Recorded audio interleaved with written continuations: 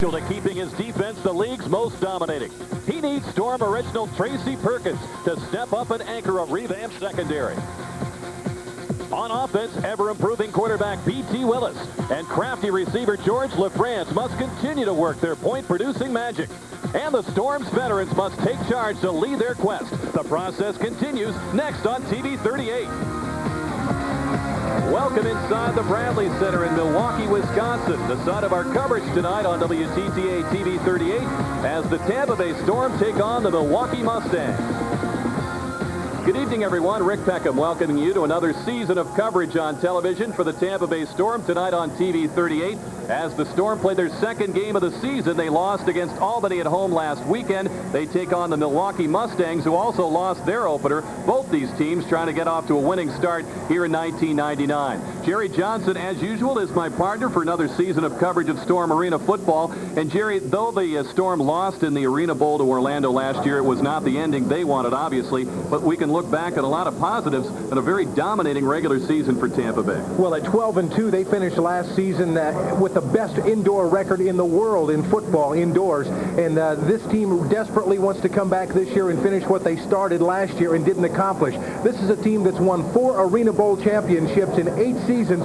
Tim Markham definitely has his sights set on another. Well, of course, as we mentioned, the loss last week to Albany, 49-42 at home. Let's compare some of the categories from that game with the areas where the Storm were dominating the Arena Football League last season. It'll be really tough for the Storm to be as dominating this year as they were last. On the right side of your screen, the numbers last week against Albany. Last year, the Storm led the Arena Football League in scoring offense, scoring defense, total defense, pass defense, rushing defense, and they had 29 sacks on the season. Last week against Albany, they had no sacks. They also had no pass rush, something they definitely will have to step up tonight against Milwaukee. Well, Jerry, Tim said that a lot of little things went wrong adding up to that loss last week. If you were to ask Coach Rick Frazier of the Mustangs about their 61-27 loss to Portland, he'd say a lot of things, little and big, went wrong. Absolutely. Last week, the Mustangs allowed 9 touchdowns, 6 of those in the second half, 5 turnovers, and they only managed 150 yards of total offense for the game. You're not going to win many arena football games with low numbers like that. Even though it's early in the season, Tim Markham has said this is a critical game for his team. He doesn't want the Storm to go down to 0-2. And the Storm play their 100th regular season game of their franchise history tonight.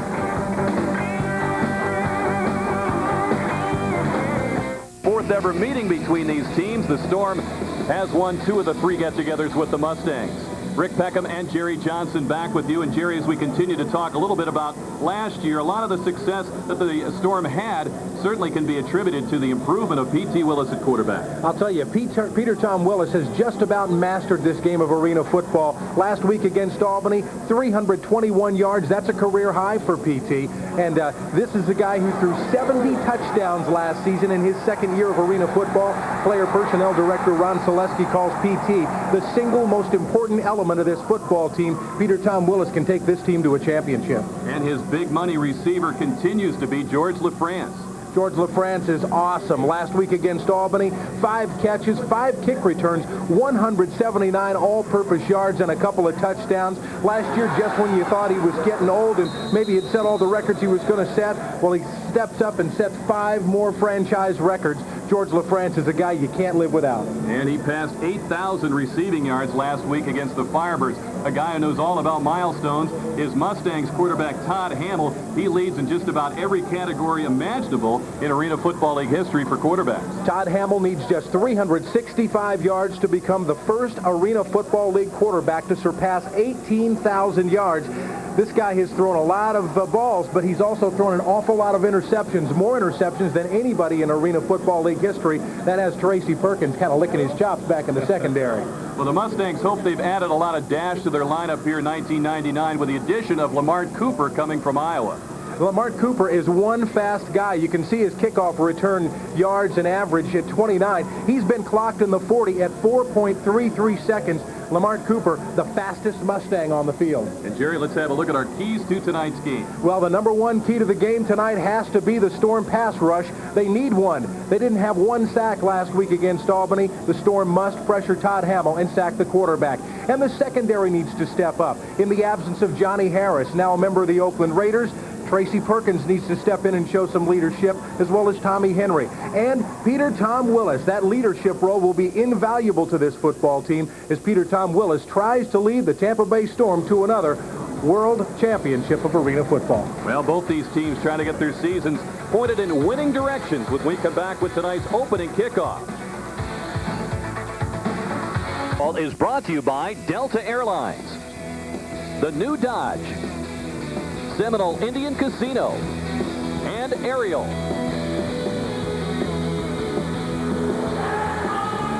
Welcome back as the Mustangs are beginning their home season tonight, and they're doing it with plenty of sound and fury and a few flames or two, Jerry, as the player introductions continue.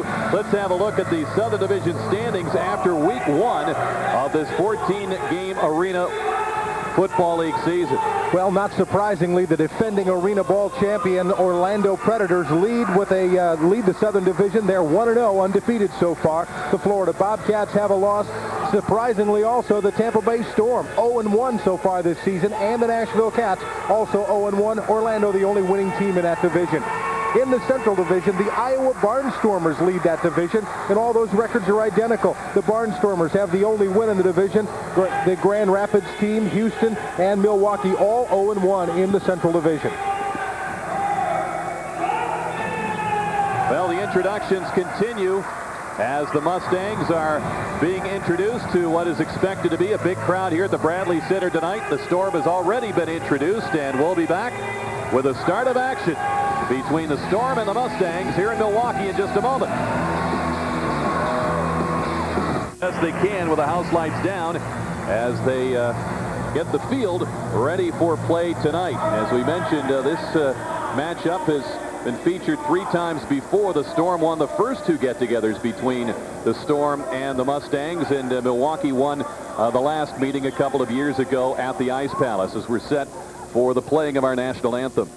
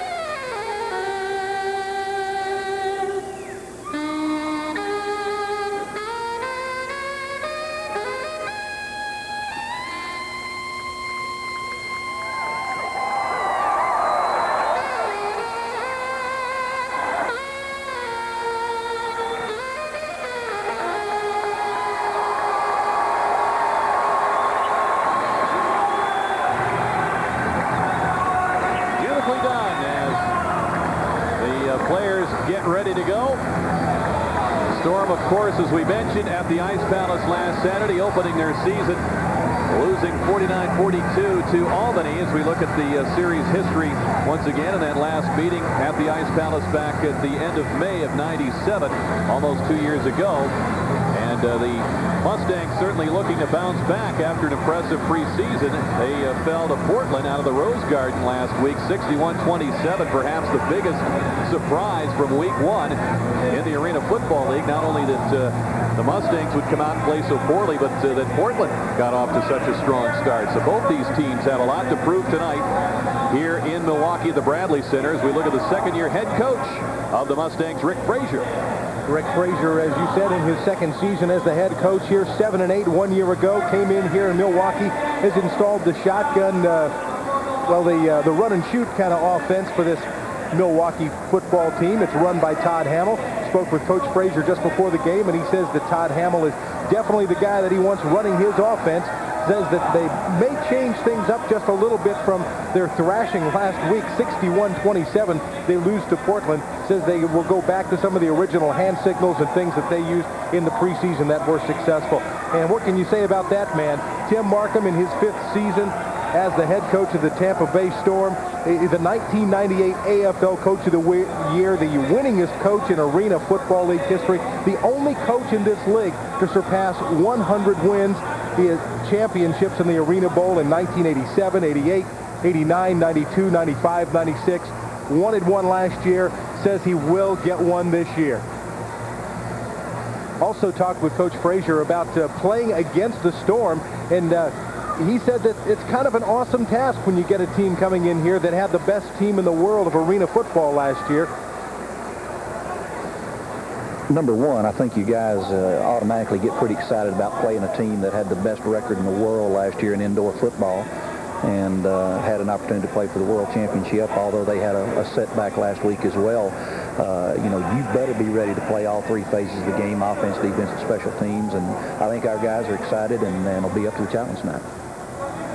Well, Jerry, as you mentioned, Rick with new offensive coordinator John Jenkins, who really perfected that run and shoot at the University of Houston, his new offensive coordinator and putting the run and shoot here. Tim Markham said before the game, it's not that much different from what the Storm does, or a lot of teams where it relies heavily on the ability of the receivers to read the defense and make a break and create a pattern. They've got to read the same thing the quarterback does, obviously, and that's where the communication has to be developed as we look at John Jenkins over the course of time. So these teams both trying to work the kinks out. The Storm have new personnel on the scene, as well as guys who have not, because of work commitments and commitments in making that Oliver Stone movie down in South Florida on any given Sunday. Some of the Storm players involved in that, they have not had a lot of practice time, but both teams trying to work the kinks out here as this season gets underway. It's going to be real interesting to see that movie with a bunch of these Storm players in it. Niall Wyron's in it. Bjorn Nitmo, not with the team this year, but he has a speaking part. That ought to be awfully interesting. And Les Barley was in the movie. He said they've choreographed scenes and just kind of let them line up and play football, just about like what you're going to see right now. Okay, Kenny Stucker, the kicker of the year in the Arena Football League last year, gets things underway, and off the net, George LaFrance makes the grab, has room up the middle. And he crosses the 15-yard line. He's tackled there by local product Mike Ivey, number 80. Peter Tom Willis trots onto the football field to lead his Tampa Bay Storm team. There you see his statistics from a week ago. 27 completions, 42 attempts, 321 yards, and that was a career high for Peter Tom Willis. He did throw one interception, totally not his fault. He's got Andre Bowden in the backfield. In motion, George LaFrance. And PT looking long for Lawrence Samuels. He's got it. Touchdown. Samuels on the first play of the game hauls in a 35-yard touchdown pass just over the outstretched arms of defensive specialist Wayne Wade, and the Storm take the lead. Wow, and as you look at this replay, you'll see that Peter Tom has plenty of time to throw the football. Good pass protection. Now watch the catch by Lawrence Samuels. Nice effort by Lawrence Samuels, stretching out, laying it out there in the end zone. This guy is an underrated, unheralded player, a great football player, not only on offense, but on defense, as we'll see a little bit later.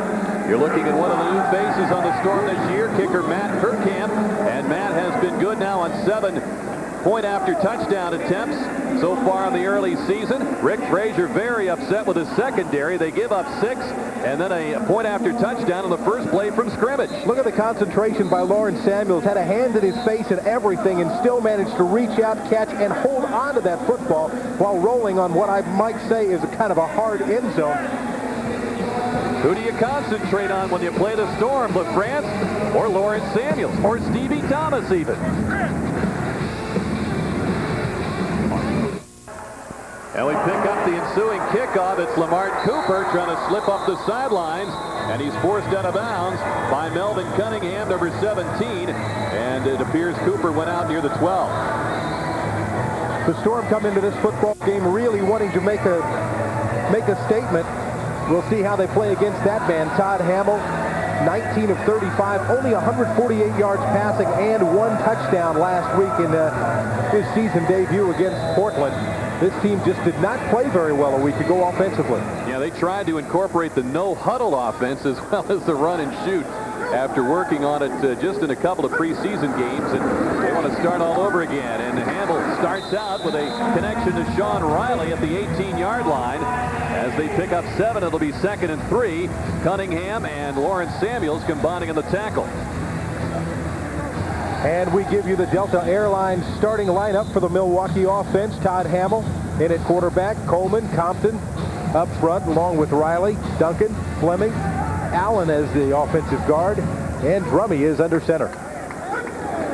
Sean Riley, the motion man, the pass aimed short, tipped by Sylvester Bembry, and it is incomplete. Lawrence Samuels tried to make the diving interception. However, it falls incomplete. Big Ben gets a big miss on Hamill's throw.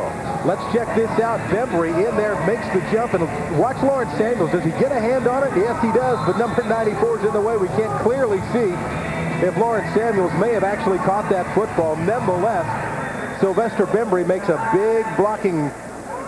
He's kind of a door out there in the middle of this deal. Todd Hamill's going to have to throw over and around him. It's 3rd down and 2 for Milwaukee. In motion was Gary Compton. Here's the handoff to Odell Parks. He does not get the first down.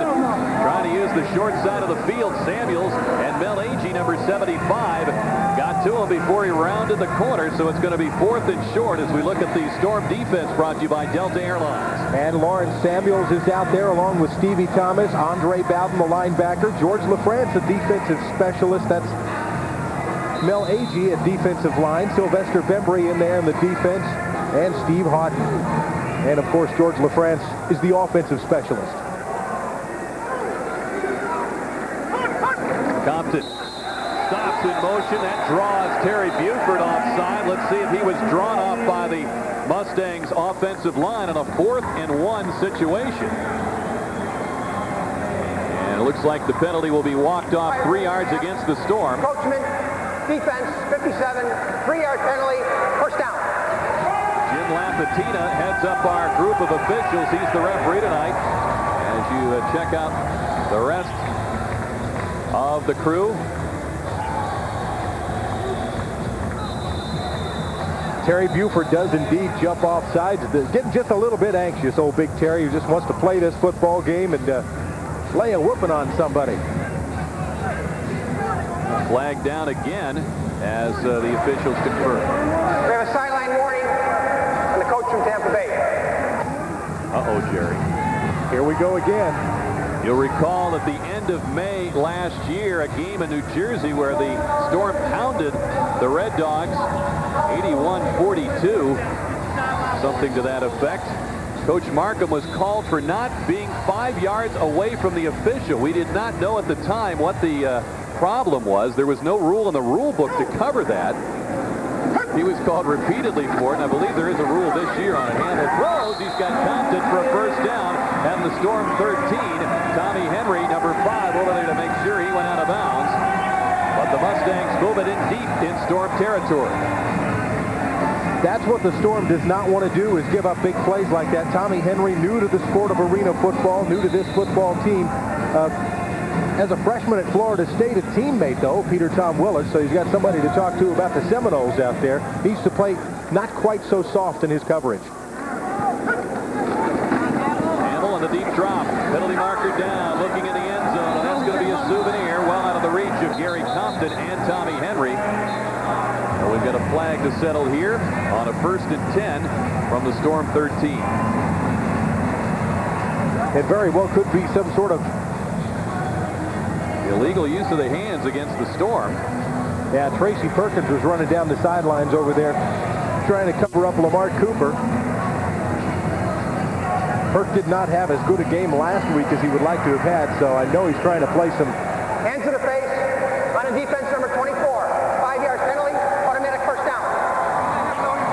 Our official in the booth, Jerry Johnson, all over that. I'm not sure Tim Markham, I think he might be a little upset with the fact that the penalty was taken, not that he disagrees with the call. It's 1st and goal now from the 9. These are some of the little things that Tim was hoping to eliminate.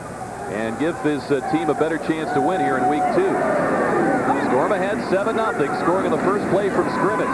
Here's the screen to Parks, and it's snuffed down immediately by the 11-year veteran Sylvester Bembry, who is having a heck of an opening defensive drive here for the Storm. Sylvester Bembry's season ended last year with a pretty severe knee injury, and he was awfully upset about it because he didn't get to play in the championship game. But I'll tell you what, no evidence tonight he's got a knee injury. Look at him fire off the ball and catch his man in the backfield, as a matter of fact. I don't believe Parks even gained a yard on that. He dropped him for no gain. Bem, of course, tore the medial collateral ligament and the anterior cruciate ligament in his right knee, but he has come back sooner than expected and very strong. 2nd and goal for the 10. Hamill looks toward the end zone, Compton the grab, and they're going to mark him out of bounds at the 2-yard line as Tommy Henry was there with the coverage. It'll be 3rd down and goal. Man, I'll tell you, that was an awfully nice catch. Let's check it out. There's Todd Hamill, puts the ball right on the money. Oh, man, Tommy Henry could not have had better coverage on that, although he was going for the football instead of going for the man. So that allows Gary Compton to make the grab and put the Milwaukee Mustangs at the 1-yard line in prime scoring position.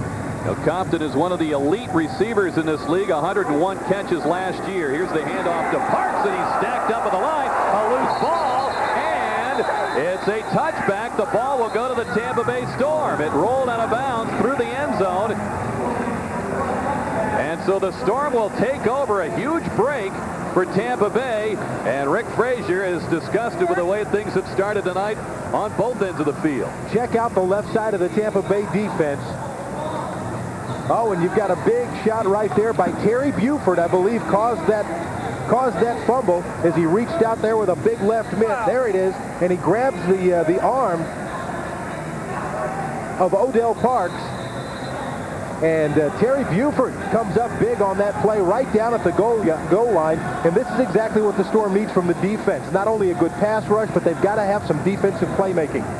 Frazier's team lost 2 fumbles through 2 interceptions. They were -3 in the turnover ratio against Portland last week. Here's Willis on the quick toss to George LaFrance out near the 13-yard line. Flint Fleming, an old friend from the Storm and Detroit days, along with Chris Barber, the former Orlando Predator, on the tackle. They'll mark him to the 14, 2nd and 1.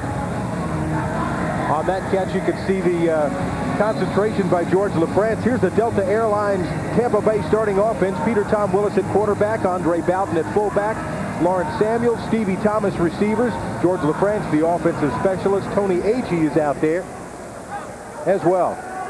LaFrance in motion, Bowden the running back. PT looks for George, lost one deep, and Samuels down the sidelines, and he couldn't get around Richard Jones, number 12. He closed him out very effectively down that sideline, and it will be 3rd down and a yard for Tampa Bay at the 14. That was awfully good pass coverage by Milwaukee. You got Richard Jones out of Texas A&M, step for step. Here's the Milwaukee defense, sponsored by Delta Airlines. You've got Coleman and Compton out there, along with Riley, Duncan in the defensive backfield. Fleming, Allen, and Drumming are the defensive linemen. 3rd and 1. They hand off to Andre Bowden. He does not get that yard. Odell Parks returns the favor for him being held short on a couple of attempts earlier in the quarter. It'll be 4th and short. When Andre Bowden doesn't get a first down on that short, something has definitely happened. He was going behind the block of Terry Buford, and Terry got going, but just after Parks was able to slide on in there and stop Andre Bowden. So that'll bring up 4th and about a yard for the Storm offense. Gary Compton, you saw a moment ago, in on that play from his Jill linebacker position. LaFrance circles in motion. Here's Bowden. Parks with the initial hit. A great second effort by Bowden would appear to give him the first down. Let's see where they mark him, and they do give Tampa Bay the first down out to the 16. Andre Bowden loves to carry the football. You can see the second effort here. He gets hit, pushed back a little bit, and just reaches out and with his big right arm and gets that football over the line of scrimmage. Andre Bowden, a very valuable member of this football team, both offensively and defensively. Holds a number of franchise records, including rushing touchdowns, career sacks, and so forth. Here's PT, first and 10, trying to step away from Ernest Allen. The throw is short, and it's short hopped by George LaFrance. The officials wave it off immediately, much to the dismay of LaFrance. That's a situation where Peter Tom Willis actually was trying to make a play happen and almost pulled it off. You can see here the left side of his offensive protection collapses. PT manages to get away and under fire throws it downfield. Short hops it to George LaFrance. It's incomplete, but they do get a second chance here. It's 2nd and 10. Storm have Pig Goff, Steve Houghton, and Willie Wyatt up front. LaFrance in motion. Les Barley in the game in the backfield as PT connects with Melvin Cunningham. His opposite number, Wayne Wade, makes the tackle. And the Storm's complaining on a late hit. They felt that Tyrone McQueen came in there late on Cunningham. Melvin Cunningham learning to play this game, kind of baptism by fire, if you will. Good concentration as he catches the ball, turns around, heads up toward the goal line, but gets hit right away. Melvin Cunningham, it goes 5'10", 185 pounds. He's only 25 years old, played his college ball at Marshall. He's a guy with some good concentration. 3rd down and less than a yard at midfield. Here's a pitch to Barley. Penalty marker down. Barley gets the corner and gets inside the Milwaukee 20 to the 17. Now let's see what this flag is about, as Jim Lapatina trying to check that out as well. With under 5 minutes to go in this first quarter, it will go against Tampa Bay. The Storm leads 7-0. Legal procedure on the offense. No tight end declared. 3-yard penalty. Repeat the down. Penalties is something the Storm could do without. They just have too many of those. They had 6 a week ago, cost them 43 yards as a matter of fact. But as the season progresses, penalties are something that you'll see less and less because Tim Markham really likes to refine his football team, make them go. It is 3rd and 4 with the 3-yard mark off. Willis looks, has LaFrance, has a first down. He's run into the boards by Chris Barber at the Milwaukee 16. So the drive stays alive and enters Mustang territory fairly deeply. That's a play Peter Tom Willis is going to connect on just about every time. He's got George LaFrance flying across the middle of the field about 15, 20 yards away. See how far out front of George he manages to throw the football. That's because George is able to just break away his coverage a little bit from Chris Barber. Gets out there and makes the big catch. Stevie Thomas flanked out at the bottom of your screen. LaFrance in motion, looking for Stevie and can't find him. His PT as Wade was right there with a sticky coverage. Wade is a guy who led the team in interceptions last year. He shared that distinction with Rodney Mazon and led the team in tackles. So he sees a lot of activity at his corner.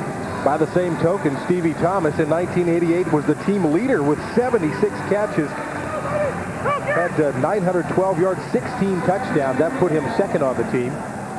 And that was his first opportunity of the night. They get Ivan Caesar, the former Tampa Bay Storm lineman. Or pardon me, Tyrone McQueen, number 98, not 88, coming across the line too soon on the touch. Ivan Caesar, you might have read. Prior to the snap, Coachman, defense number 98, 3-yard penalty. Caesar was picked up off waivers by Milwaukee this week. Of course, his last contact with the Storm was not a pleasant one in a wrestling match with Tim Markham on the first day of camp in '97, as he felt he was owed a championship ring. But he's resurfaced here in Milwaukee and is suited up, in fact, on the field, playing right defensive end opposite Willie Wyatt. It's now 2nd down and 7 for the Storm at the Milwaukee 8. PT with a screen to Barley. Bounced off a tackle. Dives inside the 10. Ivan Caesar there to make the tackle along with Barber, but Les reaches the 9-yard line.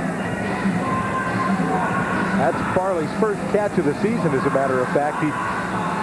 He's the AFL's only 1,000-yard career rusher, but he can certainly catch the football. He's a big, strong guy. Had to reach up and grab that one. Watch the athletic ability Les Barley shows here. Breaks the tackle, and then check out the move right here to pick himself up a couple of more yards just before he gets tackled. 3rd down and 3.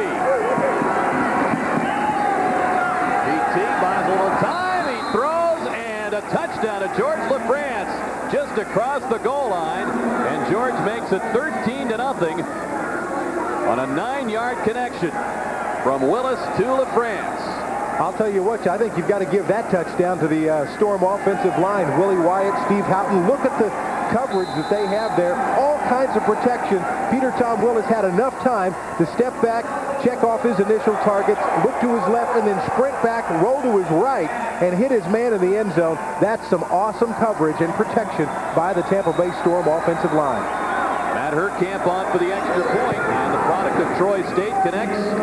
He made all 10 PATs in preseason. He's 8 for 8 for real here in this regular season, and Tampa Bay leads 14-0 late in the first. With the Tampa Bay Storm has taken a 14-0 first quarter lead over the Milwaukee Mustangs, and here's the touchdown that made it happen. Peter Tom Willis to George LaFrance. That's George's third touchdown of the season, his first of the night, and it puts the Storm up 14-0.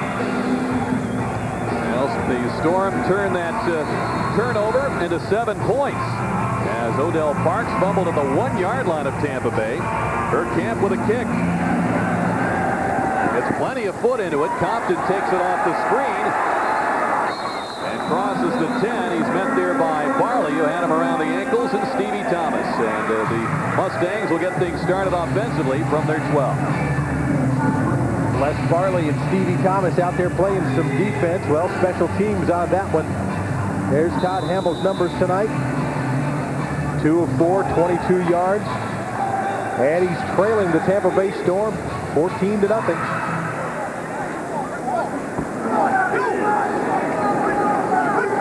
In motion, it's Sean Riley. Hamill under pressure. Pickoff has a hold of him, and they're going to rule him down.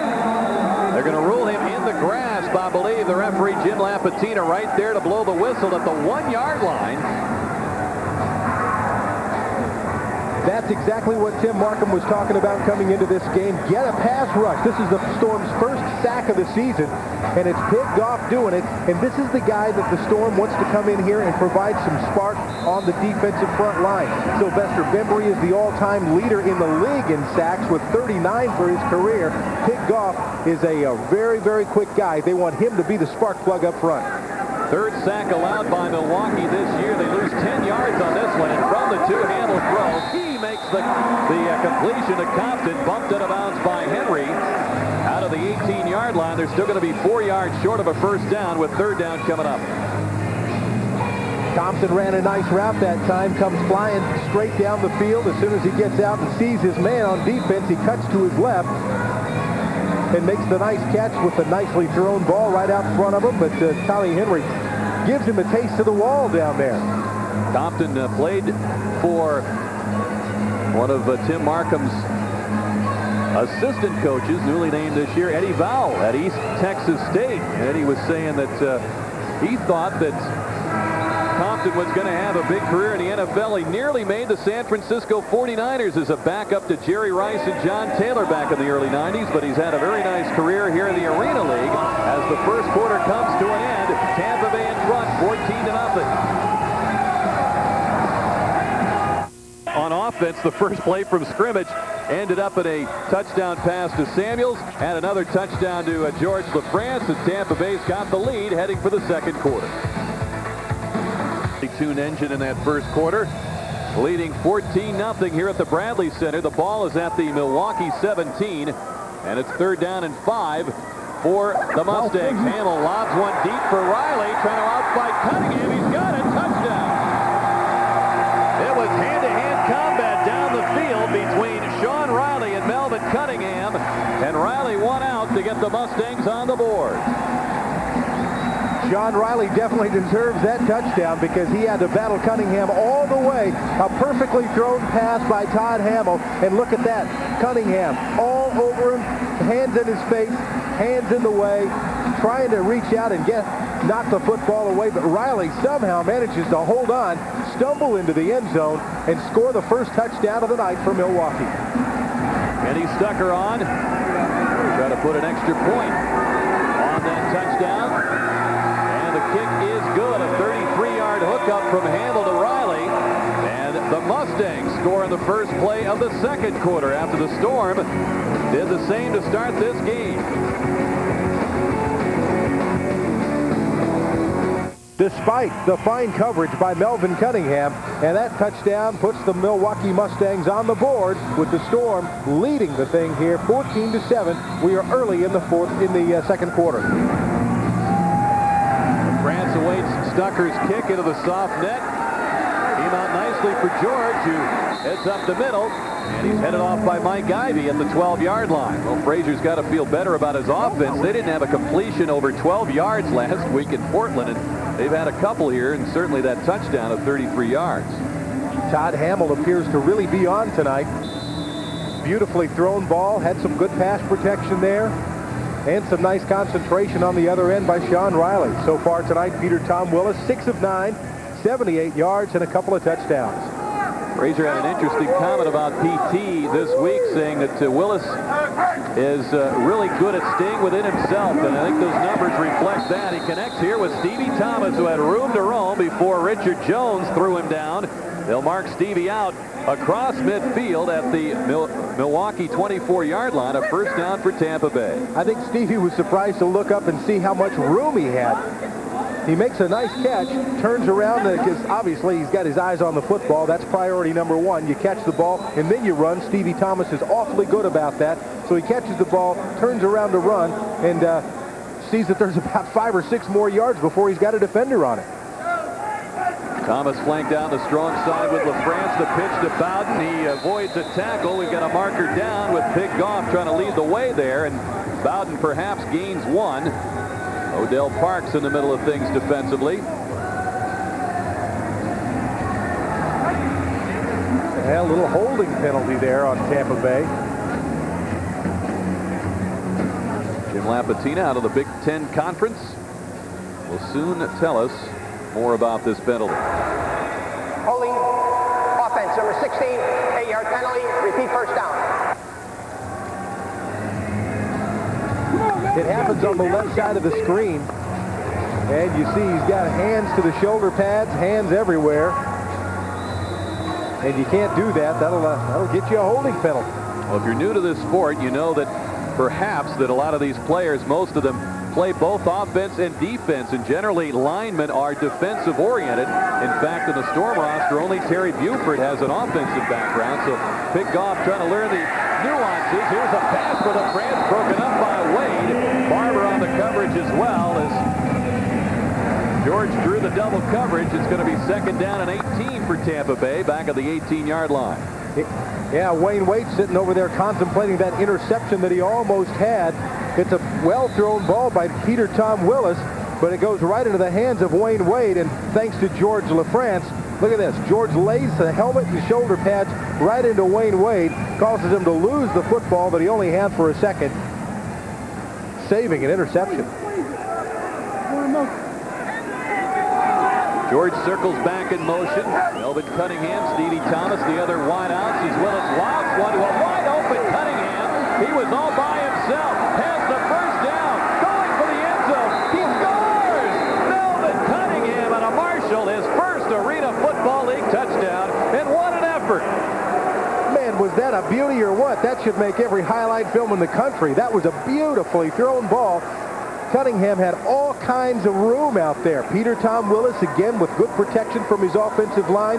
Nice touch, lobs it up there. Cunningham over by the sidelines. Says, well, I'll just cut back to midfield, see how many yards I can get, but breaks a beautiful, beautiful tackle right there. Richard Jones thought he had him wrapped up, but Melvin Cunningham dances into the end zone for the third Storm touchdown of the night. That covered 32 yards. BT has 3 touchdown passes. Camp on for the extra point. It's 21-7 with 11:11 to go here in the first half. PT's got the hot hand, and the Storm get back to that 14-point edge. 21-7 lead. Compliments of Melvin Cunningham. No wonder he looks so confident breaking these tackles and running. He was initially recruited at Marshall as a running back out of high school, so he has a lot of experience running the football. Melvin Cunningham with the third Storm touchdown of the night, as Tampa Bay has a 21-7 lead here in the second quarter. Strong kick again by Herkamp. Compton, who was the regular return man last year. And surprised we're not seeing Lamar Cooper in that role tonight, but it's Compton who brings it out across the 15-yard line. Still pretty good field position on the 50-yard field to the 17. And he's brought down by Sylvester Bembry. I'll tell you, Bem is out there looking awfully good tonight, playing some special teams, playing on defense, playing on offense. He's definitely making himself felt as the impact player that he is. And his knee looks great. You wouldn't even know that he's had a problem with it. Quarterback comparison tonight, you can see that PT, 8 for 12, 124 yards, 3 touchdowns. Todd Hamill not that fortunate so far. Just doesn't have the ball that much. Here's the pass for Compton. Well defended. Tommy Henry gets up. He's pumped up, and why not? Excellent coverage on one of the better receivers in the Arena Football League and running a sharp route. Tommy Henry just getting more confidence with every play out here. He's 6'1", 182 pounds, and right there makes a beautiful play on Compton, and he knows it. Tommy Henry should develop into a fine defensive secondary kind of guy for this Storm team out there with Tracy Perkins.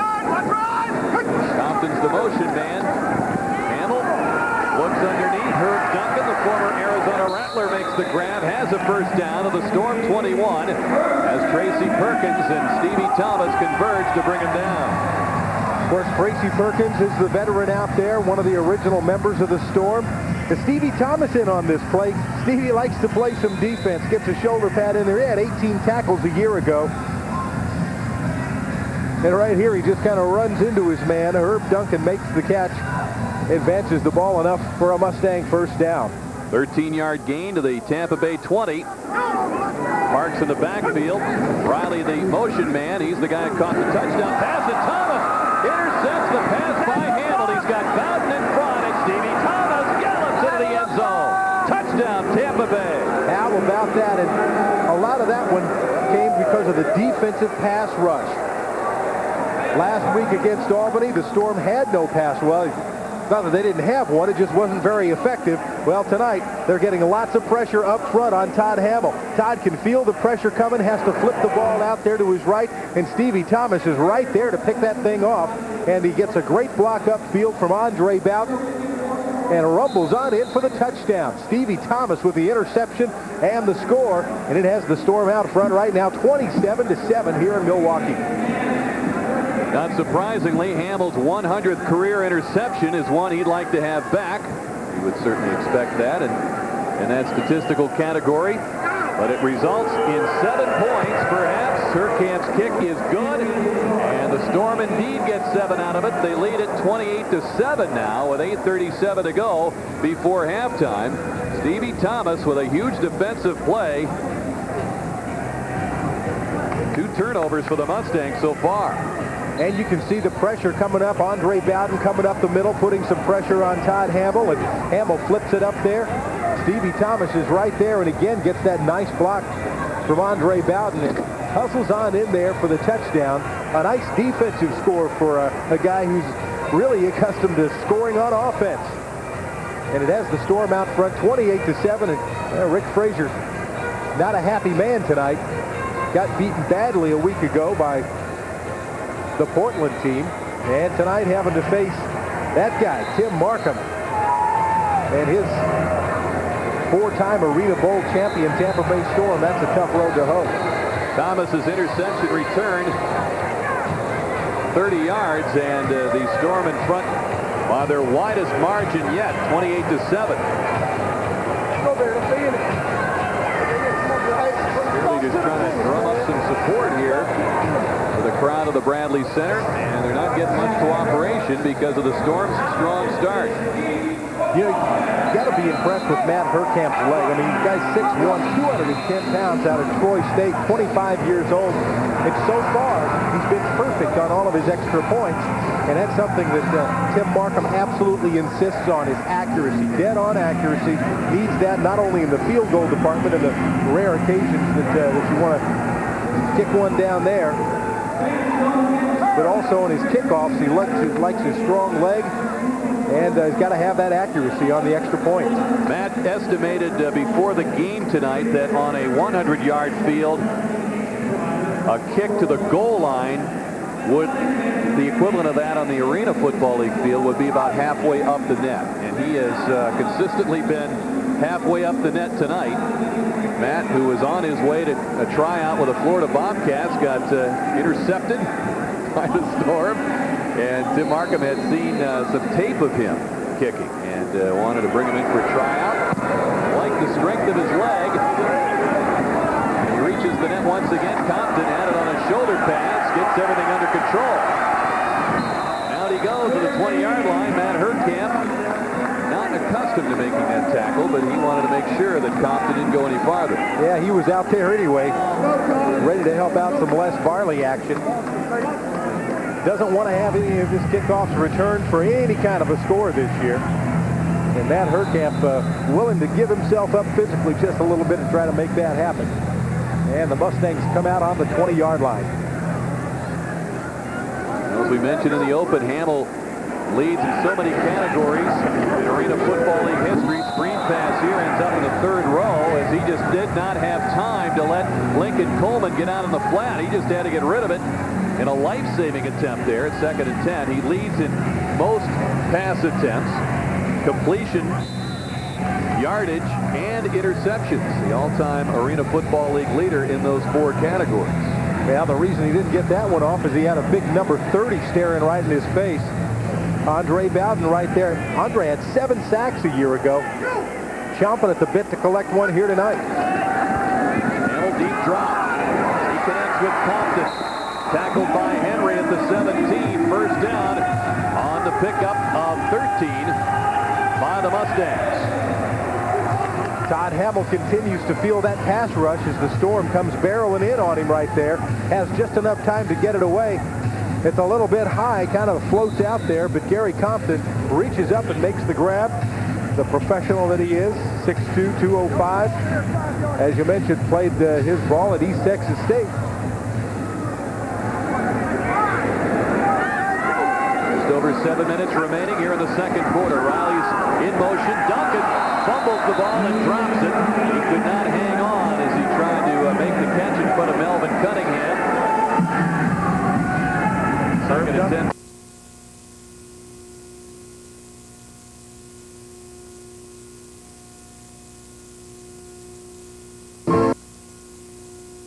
A while ago, we mentioned that Stevie Thomas was concentrating, following that ball all the way into his arms, and it's surprised that he had so much room to run. Well, that was a case right there of Herb Duncan looking for a place to run before the ball got to him. Hamill rolls left, throws behind Riley, incomplete. And they're looking now at 3rd down and 10. This is a must possession as far as Milwaukee is concerned. Late here in this first half, and they're down 3 touchdowns. Yeah, they really can't afford to put themselves in a hole any deeper than they already are. 21 points down to the Tampa Bay Storm, an offensive powerhouse. The Storm has really played well offensively tonight and defensively. They've created a turnover that turned in for a touchdown. Well, actually, they've created 2 turnovers and returned 1 for a touchdown. Compton and Duncan flanked out to the left. Riley to the right. Hamill steps up. Chased by Bowden. Here comes Lawrence Samuels. Down goes Hamill at the 14. Well short of the first down. It will be 4th down and 7 facing Milwaukee.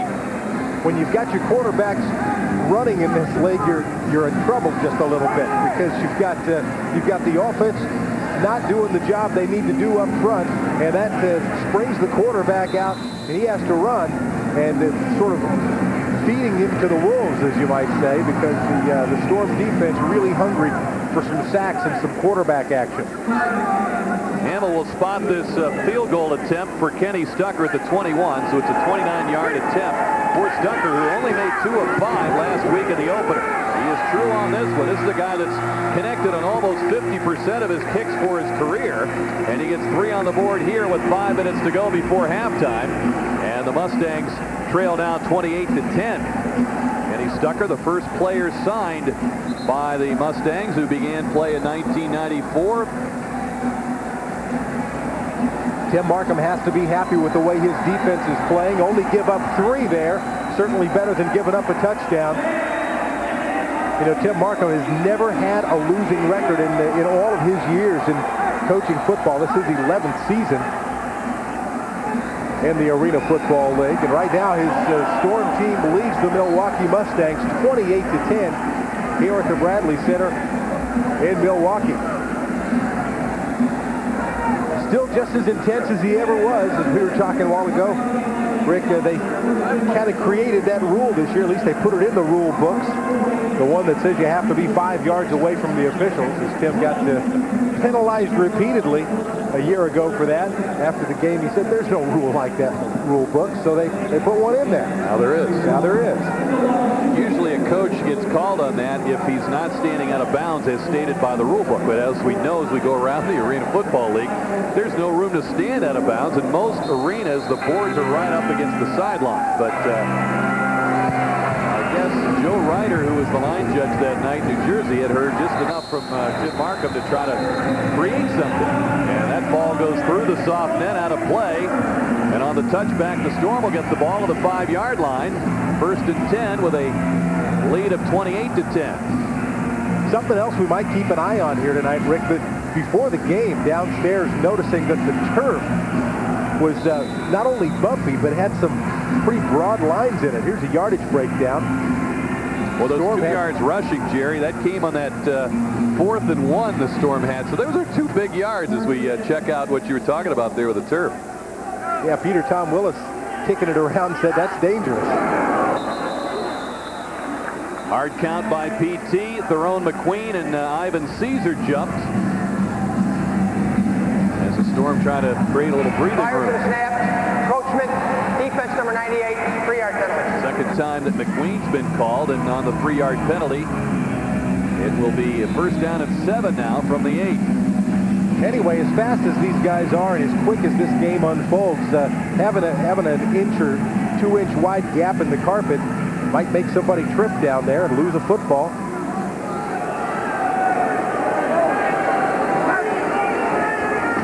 BT short drop and looking for Samuels on the quick out. He's got him up near the 14-yard line, about a yard short of the 1st down. Lawrence Samuels had a career best 11 receptions last week against the Albany Firebirds for 114 yards. Sure did. Had a touchdown average, 10.4 yards per catch as well. Longest was 16. But Lawrence Samuels, a real quiet kind of guy. All he does is go out and play awesome football. Very reliable, great hands, good speed, good size. And on defense, well, he's been named the Iron Man of the game a whole bunch of times, so he can definitely clock you back there in the back. And he won that award 4 times last year. Barley against the corner will have a penalty against Bembry for holding, I believe, as Barley brings the ball out to the 24-yard line. Taken down by Tyrone McQueen, but the marker thrown back at where Les was turning the corner around the block of Sylvester Bembry. Les Barley, as we mentioned earlier, the only rusher in the Arena Football League with 1,000 yards in his career. The offense number 78.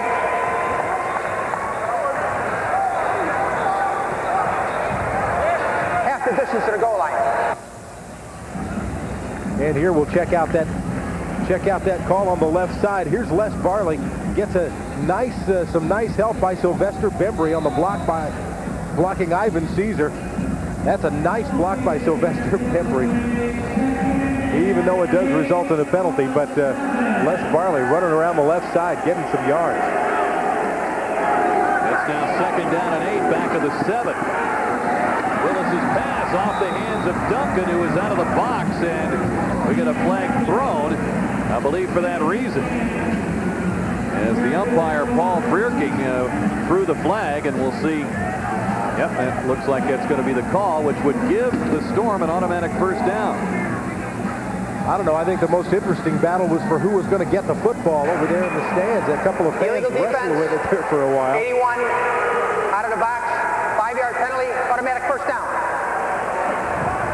Back and forth we go on these mark-offs. Now it's 1st and 10 from the Storm 12.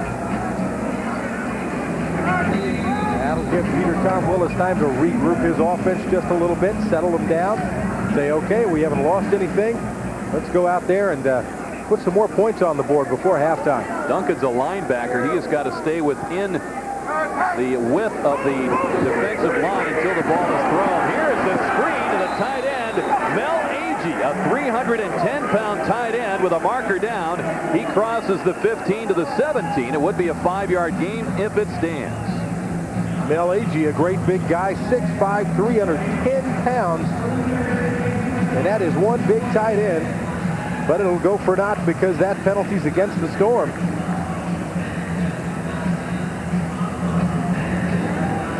Holding. Offense. Number 57. Half a minute to the goal line. Repeat first down. Boy, by my count, that's 3 holding penalties against Tampa Bay. They'll mark it back to the 7. And that's on Terry Buford. Here's Mel Agee again. Catches the football, makes a nice catch, and clearly the only way to bring that guy down. Yeah, this guy just trying to get out of the way. Ducks underneath him. How big is that guy? Rodney Mazion, 5'8", 185 pounds. There's Terry Buford. About 130 pounds less than Big Mel. Here's Willis throwing. He's got Samuels at the 20. Wade knocks him down on the first down and 15. They pick up about 13 on that one, so they'll be just a couple of yards short. And that's a way to get out of a hole real quick. Peter Tom Willis with the protection back there, drops back, fires off. Lawrence Samuels makes the grab, catches the rocket out there. That was a hard thrown ball by Peter Tom Willis. And now the Storm just a couple of yards away from first down. Jerry, you mentioned in the open, PT has mastered this Arena Football League. And that's one of the ways, I guess, a quarterback can master how much touch, how hard you throw that ball, because the throws are different. He's got the bridge, open, diving attempt. He can't hang on. As George extended near the goal line with the boards right there in front of him, and he just could not haul it in. And it will be third down and just less than 2 for the first. That was beautiful effort from George LaFrance. And again, nice touch on the pass from Peter Tom Willis. Look at that. George reached out. Oh, he almost had the football. Has it right on the tip of his fingers. Loses it as his hands have to hit the turf right there. George LaFrance, nobody will put more effort into making a catch than George, who with those great big boards right in his face, and they're curved here. They don't even have a full end zone to work with. BT short drop, looking for the first down. The pass behind Samuels, who was well covered by Wayne Wade anyway. So it will be 4th and less than 2 at the Storm 20-yard line. Of course, they converted a 4th and 1 with Bowden on a 2-yard gain earlier back in the first quarter. Storm with a minute to go here before halftime. We get the 1-minute warning. Coach Frazier motioning for one of his big men to come wandering on over to Lincoln Coleman, one of the linebackers, telling him to be sure you watch out for the run, because this is a situation in which the Storm can very likely give the football to Andre Bowden, less Barley.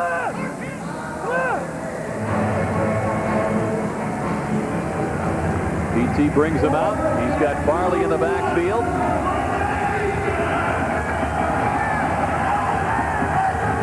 Stops at the line of scrimmage. The pass for Samuels on the slant, and Wade had smelled it out. And the Storm give the ball back to the Mustangs. An excellent field position at the Storm 20. Just under a minute to go.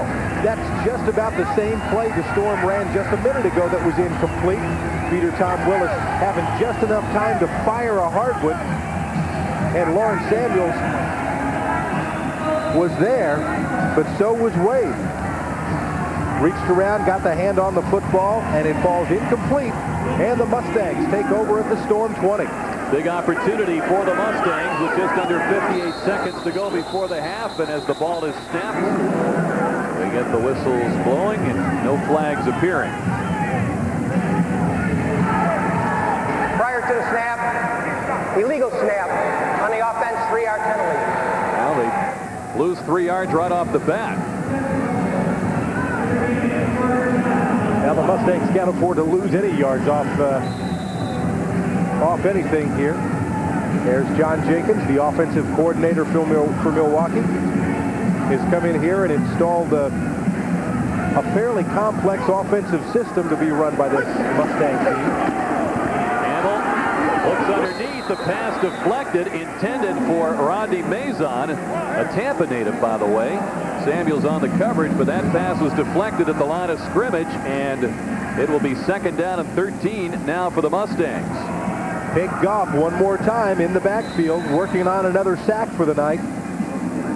Let's check it out. Here comes Big Goff firing right up the middle. Has to work his way around, but manages to get a hand on the hand of Todd Hamill, and that causes the wobbly pass to fall incomplete. Big Goff, nice addition last year, the former Buckman Saint. Here's the pass to Flint Fleming, rumbling toward the end zone, and he is in for the score. A 23-yard scoring play for the Milwaukee Mustangs. Flint Fleming powering his way in. And that was a real nice play by Todd Hamill. Watch him drop back, and there's a hole right there, and he just flips it right through to Flint Fleming. Not even a pass, it's just more of a forward flip. And Fleming knows this game like the back of his hand and manages to rumble on in for the touchdown for Milwaukee. Fleming, through the years, though he has a defensive background, has been known to improve more and more offensively on the line, and he's always been a dangerous receiver in those situations. Stucker puts up the extra point. Flint Fleming burns one of his old teams here. And again, a nice play by Todd Hamill as he's dropping back and completely fools the Storm defensive front because he just flips the football right through. Lawrence Samuels hanging on for dear life right down there at the goal line as he manages to come in. And look at Lawrence trying to strip the football. Awfully good effort there by Lawrence Samuels, but Flint Fleming reaches across, leans over, and collects the Milwaukee touchdown, and it puts the Mustangs a little bit closer. It's Tampa Bay 28 and the Mustangs 17 with about 46 seconds to go here in the first half. Fleming caught one pass last week. They had two passes to the tight end. So that's been an important component in their offense. Frazier checking things out over on the far side. Now the Storm prepare for one more possession, and with 46 seconds left, plenty of time to put more points on the board. LaFrance gets the carry. Hemmed in, taken down by Wade and Brian Drummy, number 55, and he gets it out to the 12-yard line. Coming into this game, Lawrence Samuels had 82 yards worth of kick returns, 16-yard average. Jim Markham not happy about that at all. Really needed some more blocking, and there's Ivan Caesar up there getting the fans riled up here. Peter Tom Willis, 10 of 17, 143 yards and 3 touchdowns so far tonight in the first half. LaFrance, who received one of those in motion. Thomas, who scored on an interception return, has made a couple of big catches, and he gets out of bounds across midfield at the Milwaukee 24, and on the 12-yard gain they get the first down, and 37.5 seconds to go. Stevie Thomas is an awfully reliable player. He's been around this Storm team from the very beginning when they won their first championship back in 1991. Has a lot of experience, brings an awful lot of knowledge to this team. BT has time, looking for George on the pattern to the corner, and he collides on the boards. The ball ends up out of play, and you've got two injured players down there, Richard Jones and George LaFrance. That end zone corner is rounded off. LaFrance is up, and he's okay, but Jones is still down and will be attended to. And those players just ran out of room too soon. And watch how hard they're running when they hit the wall down there, going full speed, both of them. That 4 inches of padding is not nearly enough if you're George LaFrance. Oh, George takes it head first and his left shoulder right into the wall down there. Oh my gosh, this is a tough way to make a living down there. And the Milwaukee player still down in the end zone. George LaFrance gets up and trots back over here to the bench, and well, he's talking to Peter Tom Willis standing out there on the turf. PT asking him if he's okay, patting him on the back, and of course tough old George telling him, yeah, I'm fine, just got the wind knocked out of me. Well, you heard the groan from the crowd. They were looking at this on the video board on the scoreboard. Jones goes in and gets it right in the ribs, and as Jerry pointed out, George head first into the boards as Jones, who is all NFL Europe last year playing for the Rhine Fire, adjusting to the shorter field and narrower field as he found out, unfortunately, on that play, and is helped to his feet. He'll get a nice round of applause. Both players thankfully all right. It'll be 2nd and 10 from the Milwaukee 24 for the Storm with 31.6 seconds to go. And you don't see that real often because these guys are very aware of where the football is and where the wall is. Most of the guys are willing to sacrifice themselves like that, although not all. Occasionally you'll see somebody go down there and pull up so they don't have to take that lick. Not George LaFrance. He's a guy that's been playing in this league a long time, knows the hazards, but he also knows the rewards. He was giving his body right there to try to put the Storm out front even farther with 31 seconds to go in the first half. France on the field. Jones has been escorted to the dressing room. Here's Willis, steps away from the pressure, looking for George, and Wade picked it off, and he's out of bounds. The ball belongs to the Mustangs with 26.1 seconds to go before the half, and they will start from the 1. Here's a look at it. Peter Tom Willis has enough time, and he's watching George LaFrance run all the way. That should have been a touchdown, but Wayne Wade is right there and just steps in front of George. I think George was as surprised as anybody. Stepped right in front of George LaFrance and makes the heist.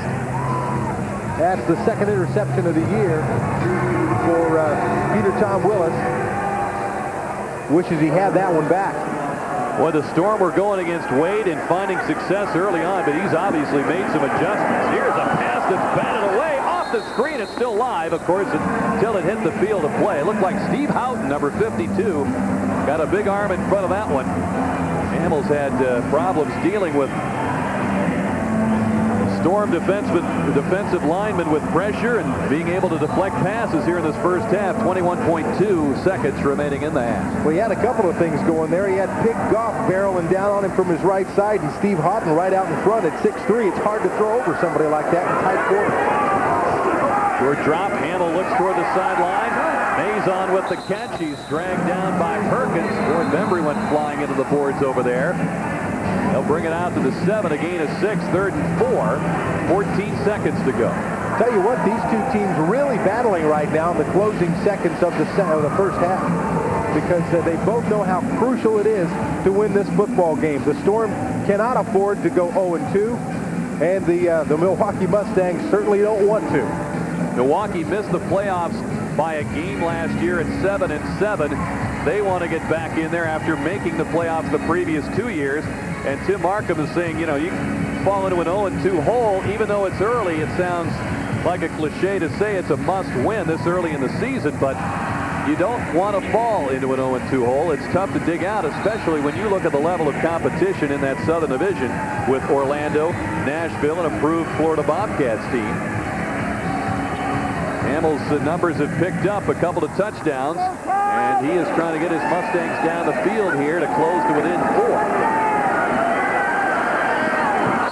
Trying to reach back, couldn't haul it in. Tommy Henry on the scene. 9.8 seconds to go before halftime, and it's going to be 4th down and 4 from the 7. Compton just a little bit too quick, I think, that time for Todd Hamill. Todd threw it out there to a spot, and it ended up being just behind Compton, and he couldn't make it. I think also you got to give a little credit to Tommy Henry. Some good coverage out there in the defensive backfield, and that may have made Compton just come up a step short. So Stucker, who has got plenty of leg strength, will attempt a 57-yard field goal here. It will be short. LaFrance takes it. This will end the half. Ernest Allen brings him down to the 6-yard line. George taking a pounding once again, but he got one score on the board. We get the referee Lapatino indicating an illegal defense penalty against the Storm, so that field goal attempt does not end the half.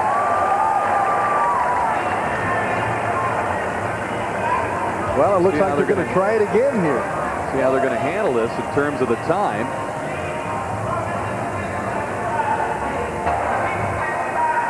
Legal defense, defensive end, 60, outside rush, 5-yard penalty, automatic first down. We'll have an untimed down.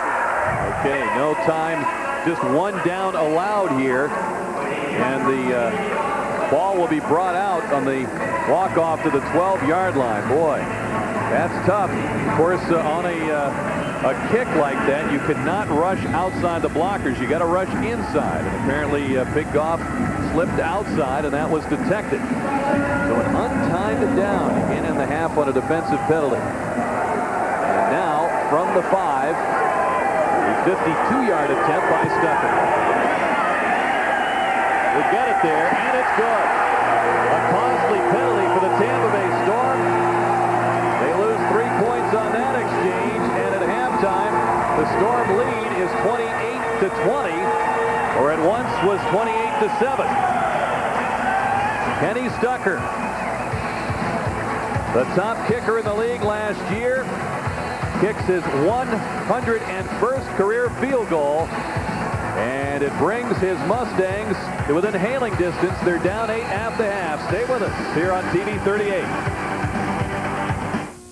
Is your car still running bad? Well, don't get mad. Get Motor Up, the no oil change engine treatment for a smoother, quieter, and cooler running car. Over 3 million people have already added Motor Up to their automobiles, and now you can too with our special 30-day free trial offer. Just call the number on your screen and tell the operator that you want to try Motor Up before you buy it. This is a unique opportunity for anyone who's never tried Motor Up to try it now risk-free. It's so easy. Just add 1 bottle to your car's engine, and you'll see, feel, and hear a difference almost immediately. See, the whole car doesn't shake. It usually shakes really hard. I mean, just physically looking at the motor, it had a little shake to it, and it smoothed right out. Almost instant. It's definitely a difference. Add just 1 bottle of Motor Up, and your car will run smoother. You can visibly see this part just shaking all over the place. After I added the Motor Up, it doesn't shake at all. Look at it, and it sounds great. Well, I just added Motor Up, and the car is definitely running quieter and smoother, too. It's definitely running smoother. Just 1 bottle, and your car will run quieter and cooler. Runs a little bit quieter now, and it started a little bit easier, a little faster on the start. The RPMs declined, and the machine got quieter, and it seems to have more pickup when we hit the accelerator. Without a doubt, it's definitely running cooler. I'm looking at the temperature gauge. It's lower and lower. I'm definitely impressed. I'll tell you that. No hesitation. It started right up. It drives like a brand new car. Use Motor Up, and you'll get the same amazing results. And because you don't have to change your oil to add Motor Up, you'll save time and money. Before you spend more on costly repairs, call this number now. Put Motor Up to the test and see for yourself.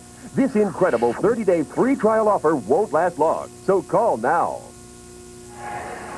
Welcome back to the Bradley Center in Milwaukee. 28-20. Tampa Bay over the Mustangs in the first half. The Storm led 14-0 after 1, 28-7 in the second. Milwaukee put 20 points on the board, 2 Hamill touchdown passes and 2 Kenny Stucker field goals to make it an 8-point game. Well, Checkers is a proud sponsor of the Tampa Bay Storm. Visit Checkers for a 99-cent spicy chicken sandwich for a limited time only. And don't forget to get your exclusive Checkers Tampa Bay Storm Survival Pack. 4 Storm tickets, 4 Checkers combo meals, 4 custom t-shirts, all for just $39.95. To order, call 1-877 Tampa Bay Storm. Our halftime activities continue with a chat with GM and head coach Tim Markham. When we come back, Tampa Bay in front by 8. You'll be cruising in style at your Mercury dealer, because now you can get $1,000 cash back on a 1999 Mercury Grand Marquis. Florida's best-selling full-size car offers V8 power, a spacious interior, and more. Plus, register to win one of 11 Caribbean cruises for 2 on Norwegian Cruise Line. You'll also be eligible to win the grand prize, a 99 Mercury Grand Marquis. Great deals, great prizes. What are you waiting for? Register to win at your Mercury dealer by May 2nd. See your dealer today and imagine yourself in a Mercury. Can't miss Baseball Thursday. The Lord of the Long Ball, Mark McGwire, powers the Cardinals against Pittsburgh in a Central Division showdown. Oh, that tastes good. Can't miss Baseball Thursday on Sunshine.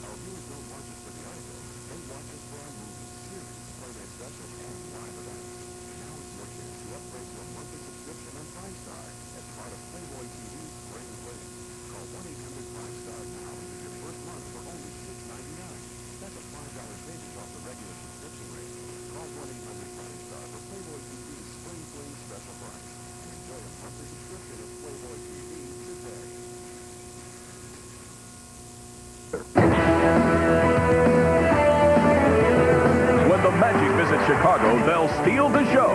Orlando wants to contend. Playoff momentum must begin. Coverage begins Wednesday night at 8 on Sunshine.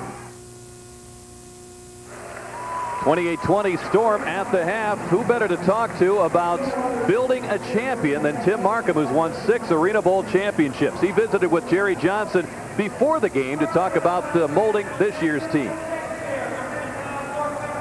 Thank you, Rick. Joining us down here is head coach Tim Markham of the Tampa Bay Storm. Tim, this has been such a tremendously successful franchise. How important is it mentally for the players to understand that and to know that they sort of have a tradition to uphold here?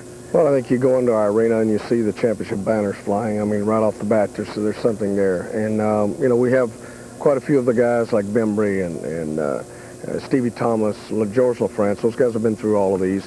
And, you know, that's important, and it permeates throughout the team. Hopefully we will have these new guys, these new fresh faces, feel that pride and play like that. Speaking of the new fresh faces, there are a number of players that are on this team that weren't here a year ago. Gives you maybe a little bit more talent depth-wise, but maybe not the kind of experience that the team has had in the past. Well, certainly the guy that we're missed right now is Johnny Harris. And, you know, I think eventually Tommy Henry and Melvin Cunningham, some of those guys will take Johnny's place. But again, Johnny had played the game so long that, you know, it's a game that's unique, especially in the secondary, being able to cut off the angles and make the plays. So, you know, that's the biggest hole right now with the field. And just getting the overall team in shape where we can take over the play in the fourth quarter. The comfort level of your quarterback has to be an improved situation as well. This is Peter Tom's 3rd year in the business, and how much has he mastered this game? Well, I mean, the first year he's looking to learn the routes and all that. Now he's looking to you know, to really perform off of that, and he's a teacher out there. So it's really good to have a coach on the field. I have so much confidence in him that I allow him to call his own plays. Not only does he call his own plays, one of the guys he likes to hit out there and who is really a valuable member of this football team, but maybe sort of unheralded, is Lawrence Samuels. I mean, not only is he great offensively, this guy's an Iron Man, plays some fine defense. Well, you know, Stevie got hurt last week at halftime, and Lawrence took every snap from that on, so that takes a lot of guy, and we went to him quite often. So, you know, I've got all the confidence in Lawrence, and, you know, with Lawrence and Stevie and George, you know, with our new guy, Charles Wilson, I think we've got an excellent receiving staff. All right, Coach, and I have one more question for you for those people who haven't maybe seen Coach Markham for a year. Got a new hairstyle. Yeah, new hairstyle. We'll try it a little bit. We'll see what happens. All right, Coach Tim Markham, back up to you, Rick. Thanks, Jerry, and thanks, Coach Markham. Well, the Storm off to a quick start, and the Mustangs coming to life in the second. It's an 8-point game. We'll be back with highlights and stats in just a moment. Is your car still running bad? Well, don't get mad. Get Motor Up, the no oil change engine treatment for a smoother, quieter, and cooler running car. Over 3 million people have already added Motor Up to their automobiles, and now you can too with our special 30-day free trial offer. Just call the number on your screen and tell the operator that you want to try Motor Up before you buy it. This is a unique opportunity for anyone who's never tried Motor Up to try it now risk-free. It's so easy. Just add 1 bottle to your car's engine, and you'll see, feel, and hear a difference almost immediately. See, the whole car doesn't shake. It usually shakes really hard. I mean, just physically looking at the motor, it had a little shake to it, and then it smoothed right out. Almost instant. It's definitely a difference. Add just 1 bottle of Motor Up and your car will run smoother. You can visibly see this part just shaking all over the place. After I added the Motor Up, this doesn't shake at all. Look at it, and it sounds great. Well, I just added Motor Up, and the car is definitely running quieter and smoother, too. It's definitely running smoother. Just 1 bottle and your car will run quieter and cooler. Runs a little bit quieter now, and it started a little bit easier, a little faster on the start. The RPMs declined, and the machine got quieter, and it seems to have more pickup when we hit the accelerator. Without a doubt, it's definitely running cooler. I'm looking at the temperature gauge. It's lower and lower. I'm definitely impressed. I'll tell you that. No hesitation. It started right up. It drives like a brand new car. Use Motor Up and you'll get the same amazing results. And because you don't have to change your oil to add Motor Up, you'll save time and money. Before you spend more on costly repairs, call this number now. Put Motor Up to the test and see for yourself. This incredible 30-day free trial offer won't last long, so call now.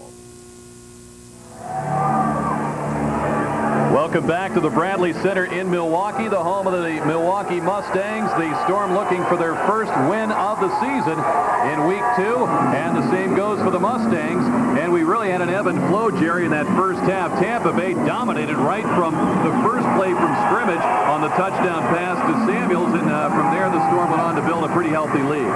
The first play from scrimmage for the Storm was a beauty. Peter Tom Willis with plenty of pass protection from his offensive line. And look at this beautiful pass. 35 yards to Lawrence Samuels.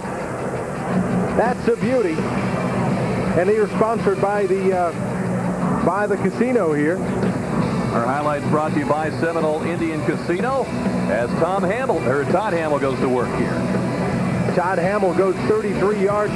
Well, actually, that's the sack on Todd Hamill that the Storm manages to create. It's their first sack of the season. And here's the most beautiful touchdown of the night. Peter Tom Willis, 32 yards to Melvin Cunningham, and Melvin uses his old running back skills here. Look at him just twist and turn his way into the end zone. Melvin Cunningham makes it 21-7 Tampa Bay. Now, here's the touchdown by Flint Fleming. It's a nice little pitch by Todd Hamill, and Fleming manages to just rumble himself on in there.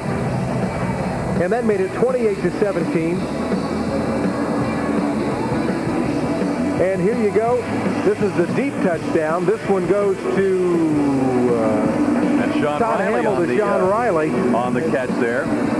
So a couple of touchdowns tonight for the Milwaukee Mustangs, but field goals really here toward the end of this first half has drawn them back closer, and that came on a mistake by Tampa Bay.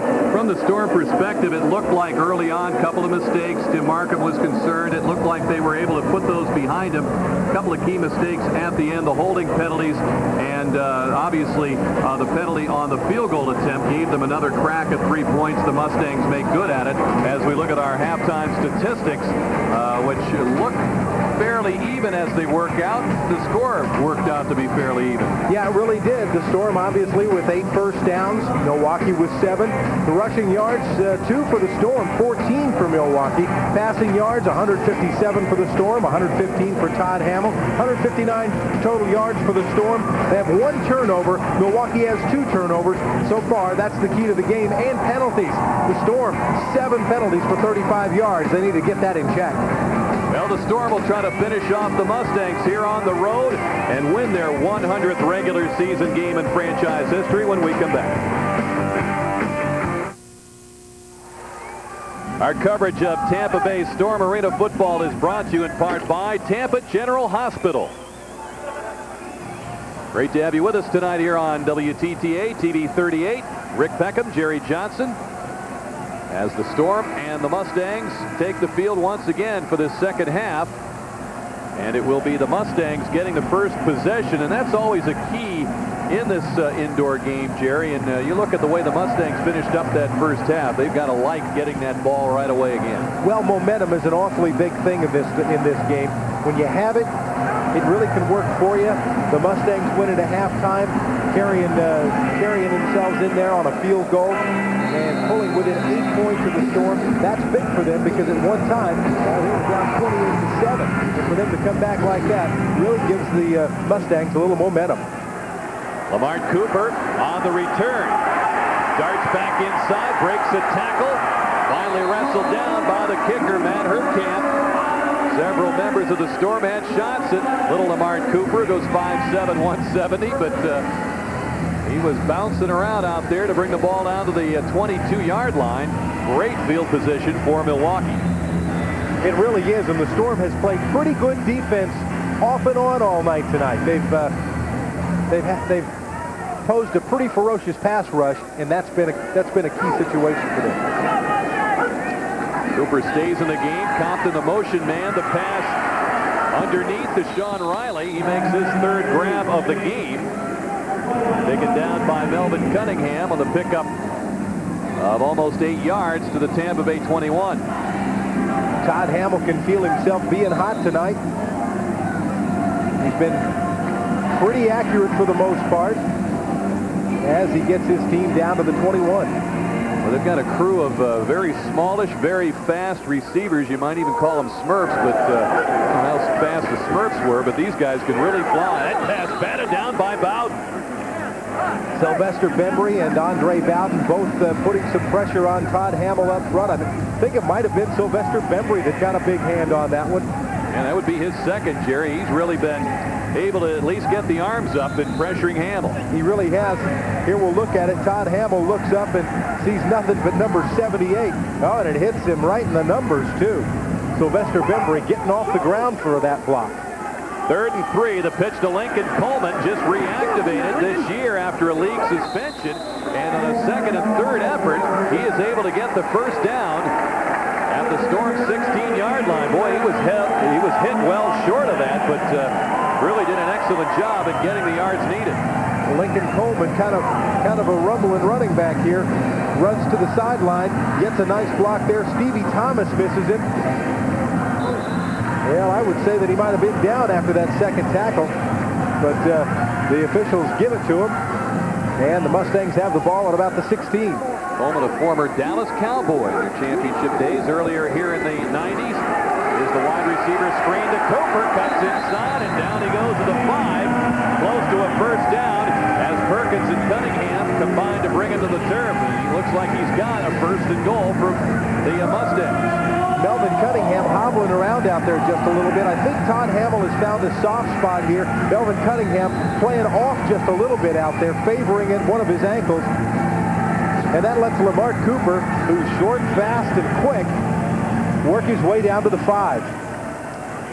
Last week, Hamill and the Mustangs started out with a deep drop, longer patterns, switched up to go shorter. They've done the same tonight with a lot more success. This ball incomplete with both players going over the boards.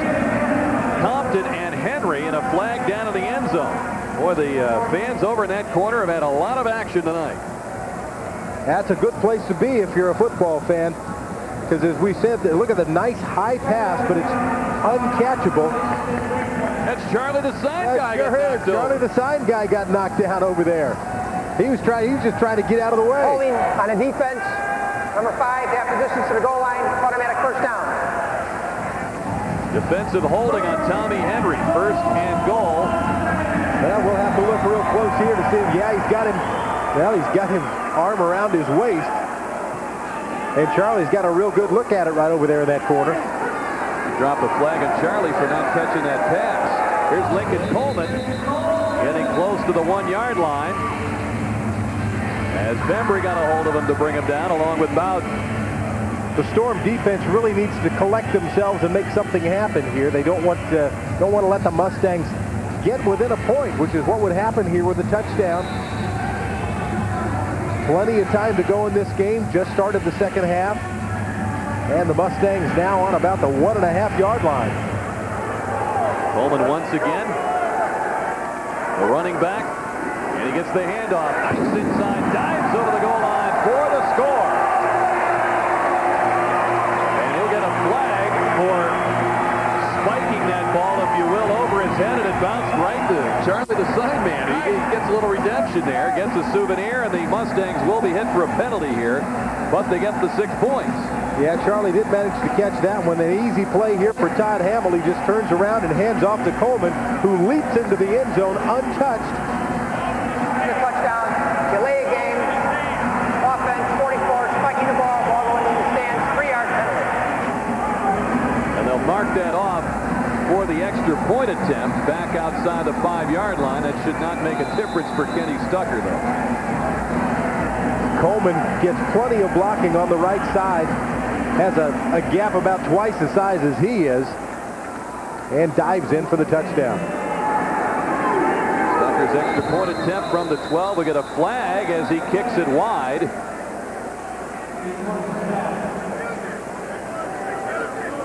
Jim Markham bargaining for a penalty against Milwaukee here. Jim Lapatina trying to get to the bottom of the situation. Prior to the snap, ball start, offense 44, 3-yard penalty. Well, Coleman hit for another penalty that will back them up 3 yards further. Well, a big moment for Coleman scoring that touchdown, suspended by the league all of last year, played in one preseason game and saw brief action in the opener in Portland, and he scores a touchdown here. He was a very talented runner before the suspension, regarded highly among many in the Arena Football League. Well, he has great size too. 6'1", 252 pounds. That's a lot of a man to get stopped out there. Played college ball at Baylor. Rutgers' extra point attempt is good. In essence, a 24-yard field goal is the way it worked out after the penalties. And another flag down. So I think this one's going to be on the Storm. Offside. Defense number 78. Penalty refused. Extra point is good. And so we finally get that 27-point for the Milwaukee Mustangs. 28-27 our score. Just under 11 minutes to go in the third as the Storm will try to stem the tide when we come back.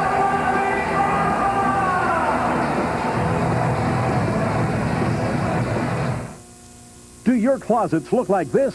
Your clothes are wrinkled and ruined. You need Magic Hangers, the amazing space-saving solution that doubles, even triples closet space in seconds.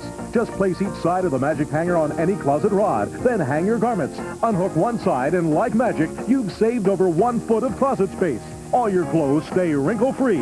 Magic Hangers are perfect for coats, suits, trousers, all your clothes. They'll even hold 30 pounds of heavy sweaters. It's like adding a whole new closet to your home. Off-season storage stays wrinkle-free. Now you can order a set of 20 Magic Hangers for just $14.80. That's enough Magic Hangers to hold 100 garments. But wait, order now, and we'll include this bonus tie rack. Keeps 48 ties wrinkle-free. Turn this into this with Magic Hangers. So order now.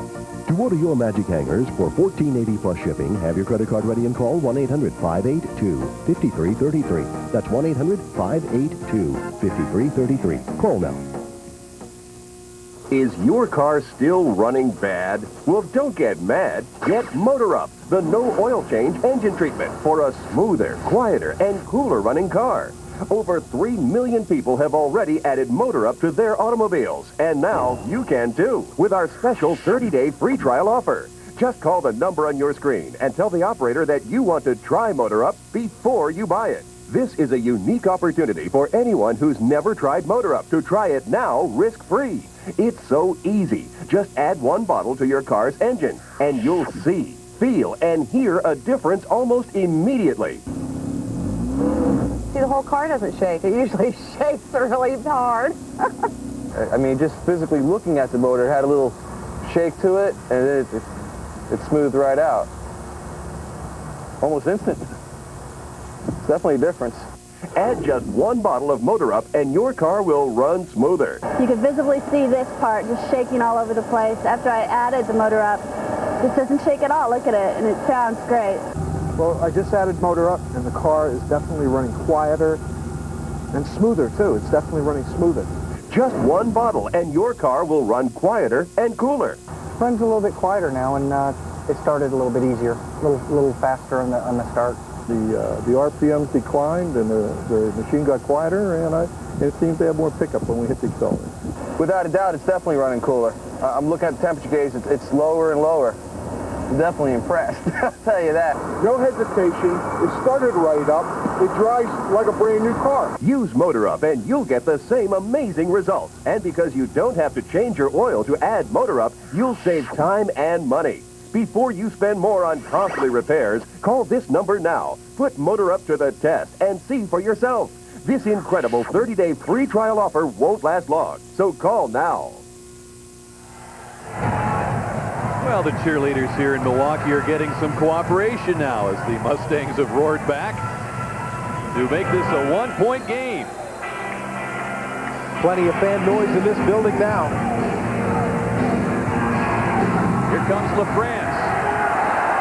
Boy, he dodged a head-on collision there with Odell Parks and reached the 7-yard line. Boy, that had catastrophe written all over it, the way that return started out. Man, it sure did. I thought George was going to take a licking right there, but he managed to just step aside and let the rhinoceros come and charge right on through. Stevie Thomas even caught a little bit of it and lost a shoe out there. Look at that. The Storm with only 2 yards rushing, while Milwaukee has 22. That's a lot of yards rushing in arena football. And Coleman figuring prominently in that statistic for the Mustangs. Willis in the short drop. The pass batted down by Garrett Greedy, number 42. He was engaged there with Andre Bowden. Still got the arms up to knock down the pass. And that's a big guy to try to throw over or around. Garrett Greedy, 6'4", and he gets his right hand up in the air as he's being pushed backwards by Andre Bowden, but he makes the defends the pass, drops it down there. Here's Peter Tom Willis's numbers tonight: 11 of 21, 157 yards, 3 touchdowns, and an interception. 2nd and 10 from the 7, and the pass out of the reach of LaFrance. Chris Barber took the angle away. On the coverage, he was acquired via waivers from the Orlando Predators. And it's now 3rd down and 10 for the Storm offense, which is struggling right now. Yeah, it really is. P.T. Willis over to confer a little bit with Coach Markham. You know, P.T. calls his own plays, but when things get in that pressure cooker out there, he has to go consult with the expert, Coach Markham. So P.T. now will have to settle his offense down and see what he can do. He's got Bowden in the backfield. Cunningham, LaFrance, Thomas, the motion man, are the receivers. And here's P.T. looking deep. He's got Thomas open, and he's got it for the touchdown. The Storm on a 43-yard pass play respond, and a marker down as that ball ends up in the seats. And the Storm had 6 points. Their backs against the wall there, Jerry. But they respond to get the touchdown, and I'm positive that that penalty resulted from the ball ending up in the seats, and it would be a delay of game penalty against the Storm, but it should not affect the touchdown. Absolutely won't affect the touchdown. Should be delay of game for bouncing up into the seats. Stevie Thomas was wide open on that, and Peter Tom Willis hung right in there. Got to give that touchdown to PT, because he hung right there in the pocket the whole time and really got punished at the end when he took a licking, but he unloaded a beauty to Stevie Thomas, and the Storm pick up a touchdown. After the touchdown, unsportsmanlike, 20 on the offense, throwing the ball into the stands, 8-yard penalty. Wow, now that's cutting it pretty thin. You can spike the ball, and it bounces in the stands with a clock running. Let's look at this touchdown again first. Well, Stevie Thomas runs a nice route down the field, and he just gets a couple of steps on Wayne Wade. And Stevie Thomas just runs under a perfectly thrown ball by Peter Tom Willis. That's exactly what the Storm needed at this point of the game. Bergkamp with a 26-yard extra point, and it's good. Now the 8-yard penalty as the result of throwing the ball directly into the stands. The rule with the intent that they don't want a fan hurt by a player throwing the ball into the stands. Well, he gets the 8-yard penalty as a result, as the Storm add the 35th point, and they lead it 35-27 here in the 3rd. It's an inside look at University of Central Florida athletics. It's Nighttime on Sunshine, presented by Primeco. How will UCF improve upon last year's 9-2 mark without Dante Culpepper? They will face the likes of Florida, Georgia Tech, Georgia, and Auburn, all on the road. Meanwhile, Mike Krusak's football team will host Purdue, Eastern Illinois, Louisiana Tech, Eastern Michigan, and Bowling Green. For more on University of Central Florida athletics, it's Nighttime on Sunshine, presented by Primeco. Lace up your running shoes. The 1999 Corporate Run Series is sweeping across Florida. The Sunshine Network and WPLG Channel 10 invite you to join hundreds of Florida companies in the state's largest office party. It's coming to Jacksonville, Tampa, Orlando, Fort Lauderdale, and Miami. Walk or run the 3.1-mile race. You'll feel like a winner as you help raise money for the Leukemia Society. To register, call Team Footworks at 800-951-TEAM. Sunshine Network Live, an interactive sports talk show for the greatest sports fans. Call in, surf in, mail in, tune in. Your chance to get in the pile and stir it up. You up against these guys, the sports writers. They know every sport they never played and every team they never coached. From Tampa to Miami, to Jacksonville to Gainesville, Orlando to Tallahassee. A Florida Sports Cold War. Weeknights at 10 on Sunshine Network Live. reaching outside of yourself to make a child smile, ease someone's pain, or provide hope for a better tomorrow. These are just a few reasons why so many have come together through Sunshine Network Charities to promote awareness of nonprofit organizations throughout Florida. Because when we give of ourselves, we are giving the key to a better future to all. It's a chance to enrich lives and provide a positive atmosphere of love and hope through generosity. Because with Sunshine Network Charities, everybody wins. Back with you in Milwaukee, the Tampa Bay Storm has taken a 35-27 lead on this touchdown catch by Stevie Thomas. Peter Tom Willis, under tremendous pressure, hung right in the pocket, unloaded it. Stevie Thomas received an 8-yard penalty for throwing the football up in the air and having it land in the stands.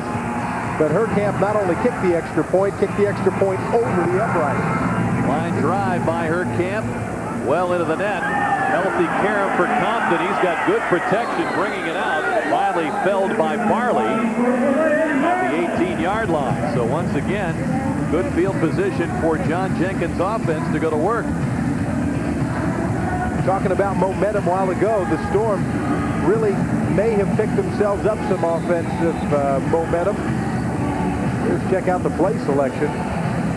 200 yards passing for the Storm, only 2 yards rushing, but 202 total yards of offense, better than Milwaukee's 155.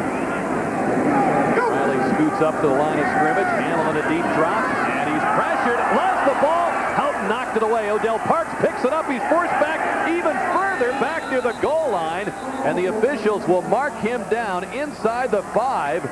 Another big play by the Tampa Bay Storm defense. They have completely snatched the momentum away from the Mustangs.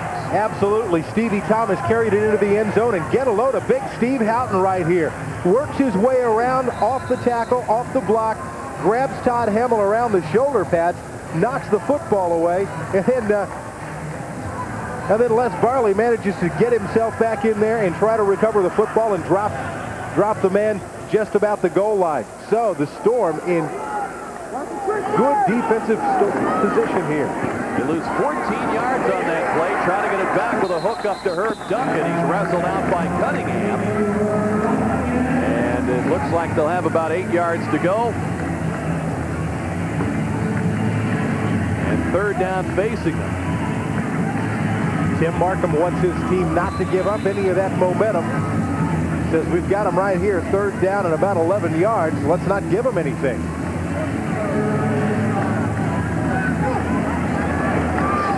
On the quick count, here comes Bowden, and he pulls him down, grabbing him up near the shoulder pads. He is sacked back near the 8-yard line. Another huge play by the Storm defense. They've come up with some big ones tonight, including a 37-yard touchdown off an interception return by Stevie Thomas in the first half. This is great pass rushing right here by Andre Bowden. Comes right on in, grabs Hamill with his left hand by the shoulder pads, and just drops him for the sack. And that'll bring up fourth down there on the 10-yard line with 17 to go. And so Stucker will attempt a field goal. A 55-yard attempt. He made one from 53 to end the first half, and this one's just wide left. Ricky bounce, LaFrance has it, and down he goes inside the 5. Herb Duncan got down there quickly. The Storm would like to have had a little bit more offense, a little bit longer return there on that ball by George LaFrance, but kind of had a strange hop on it. Boy, I'll tell you though, Jerry, you look back to that touchdown pass on 3rd and long from deep in their territory. The Storm had given up 20 consecutive points. You're never really on the ropes in arena football, but they were pretty close at that point. They were backed into a corner, responded on the long 43-yard touchdown pass to Thomas. Big plays on the defensive end. A big stop there to hold off Milwaukee. Now they'll start again from the 3-yard line. Let's see what they do here. That's exactly the kind of play Tim Markham wants to see from his Storm team. And now we've got a flag on the field. Mel Agee upset with himself. Let's see if the tight end was declared here coming to the line of scrimmage. Or prior to the snap, both the tight end and the guard declared half the distance to the goal line. Go first down. Well, that's too many. Mustangs thought they were seeing double there. Well, so that'll push the Storm back just a little bit. They have the ball at about the 1-yard line now, and Tim Markham has a little bit of breathing room with his team out front 35-27. Time ticking down here in the third quarter. Samuels, LaFrance, and Charles Wilson, number 21 in the game. A long pass for George. He is unable to pull it in. Had it in his grasp, but Richard Jones, who was injured on that sideboard collision along with LaFrance earlier in the game, both thankfully healthy and back in there, and Jones had some excellent coverage on George there. Jones must have got a hand on that football because it was a well-thrown ball. George LaFrance right there with it, and George just can't hang on to the thing. Falls on his knees, and the football falls right out of the breadbasket there. That was another nice pass by Peter Tom Willis. He's been right on the money tonight, PT. Charles Wilson, number 21, is in the game. Here's Garrett Greedy with a sack and a safety. Blowing through that line to throw PT into the end boards. And the Mustangs now trail 35-29. Yeah, when you look back at how things unfold, that could be costly for the Storm. The right side of the line breaks down just a little bit. Johnny Church in there trying to do the blocking. And Greedy rolls past him on his right side. And Johnny Church, the victim there, as he allows Greedy to get in there and sack his quarterback. Something the Storm does not like to do. They do not like to take a quarterback sack. And Peter Tom is one of the best at not taking a sack. But right there, he had absolutely no place to go. Right up against the boards in the end zone. And it ends up a safety for Milwaukee. The score now for Storm 35 and the Mustangs 29. The Mustangs will get the ball back again. I believe that's the first sack allowed by Tampa Bay this season, and it costs them 2 points and possession of the ball. 5 minutes to go here in the third. Rick Frazier's team has been hanging in there. This has been quite a battle. Dominated by the Storm early on. The Mustangs showing some character and bouncing back. Looked like Tampa Bay had grabbed a hold of things again. It's punch and counter punch.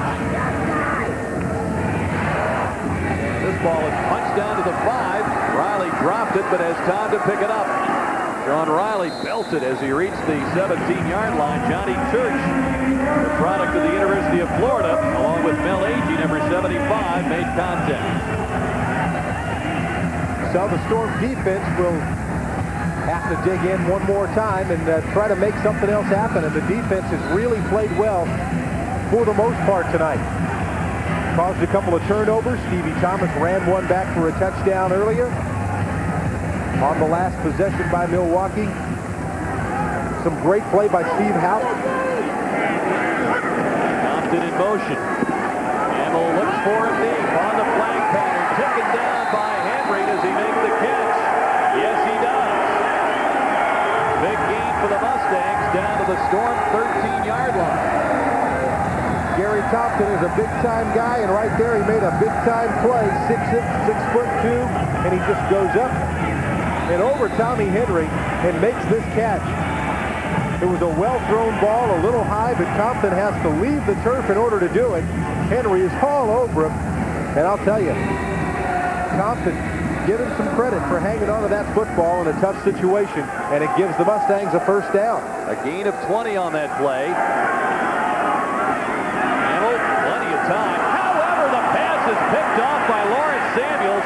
A penalty marker down. Samuels struggles to get to the 20. And whistles all over the place. Coleman and Goff are separated. A flag thrown as a result of that confrontation. Goff felt he was hit from behind there. And Hamill slow to get to his feet. As the officials sort it out, it would appear the Storm are going to get it back on the interception by Samuels, but let's see.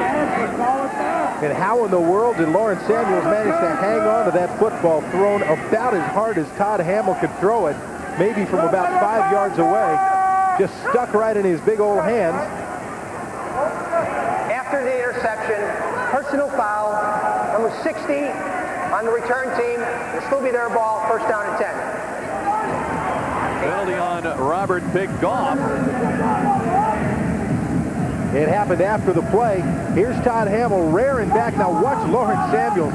Man, just make up and snatch that ball right out of thin air. A hard-thrown ball as well. And Pitt Goff gets called for a penalty on the return. The Storm, nevertheless, will have the football, which is better than not having the football. Elementary, my dear Watson. Look at the penalty yard. Yes, it is. Yeah, the Storm, 10 penalties, 53 yards. You know that that's going to be a category Tim Markham is going to be talking to these guys about next week. Milwaukee, 6 penalties for 24 yards. But a big defensive play by Lawrence Samuels. 3:16 and counting remaining in the third. Drummy jumps. Flags go flying. Fingers pointed. Prior to the snap, encroachment, defense number 55, 3-yard penalty. Tim Markham starting to get that look down there. He's got his arms crossed and he's got the stare going. When that happens,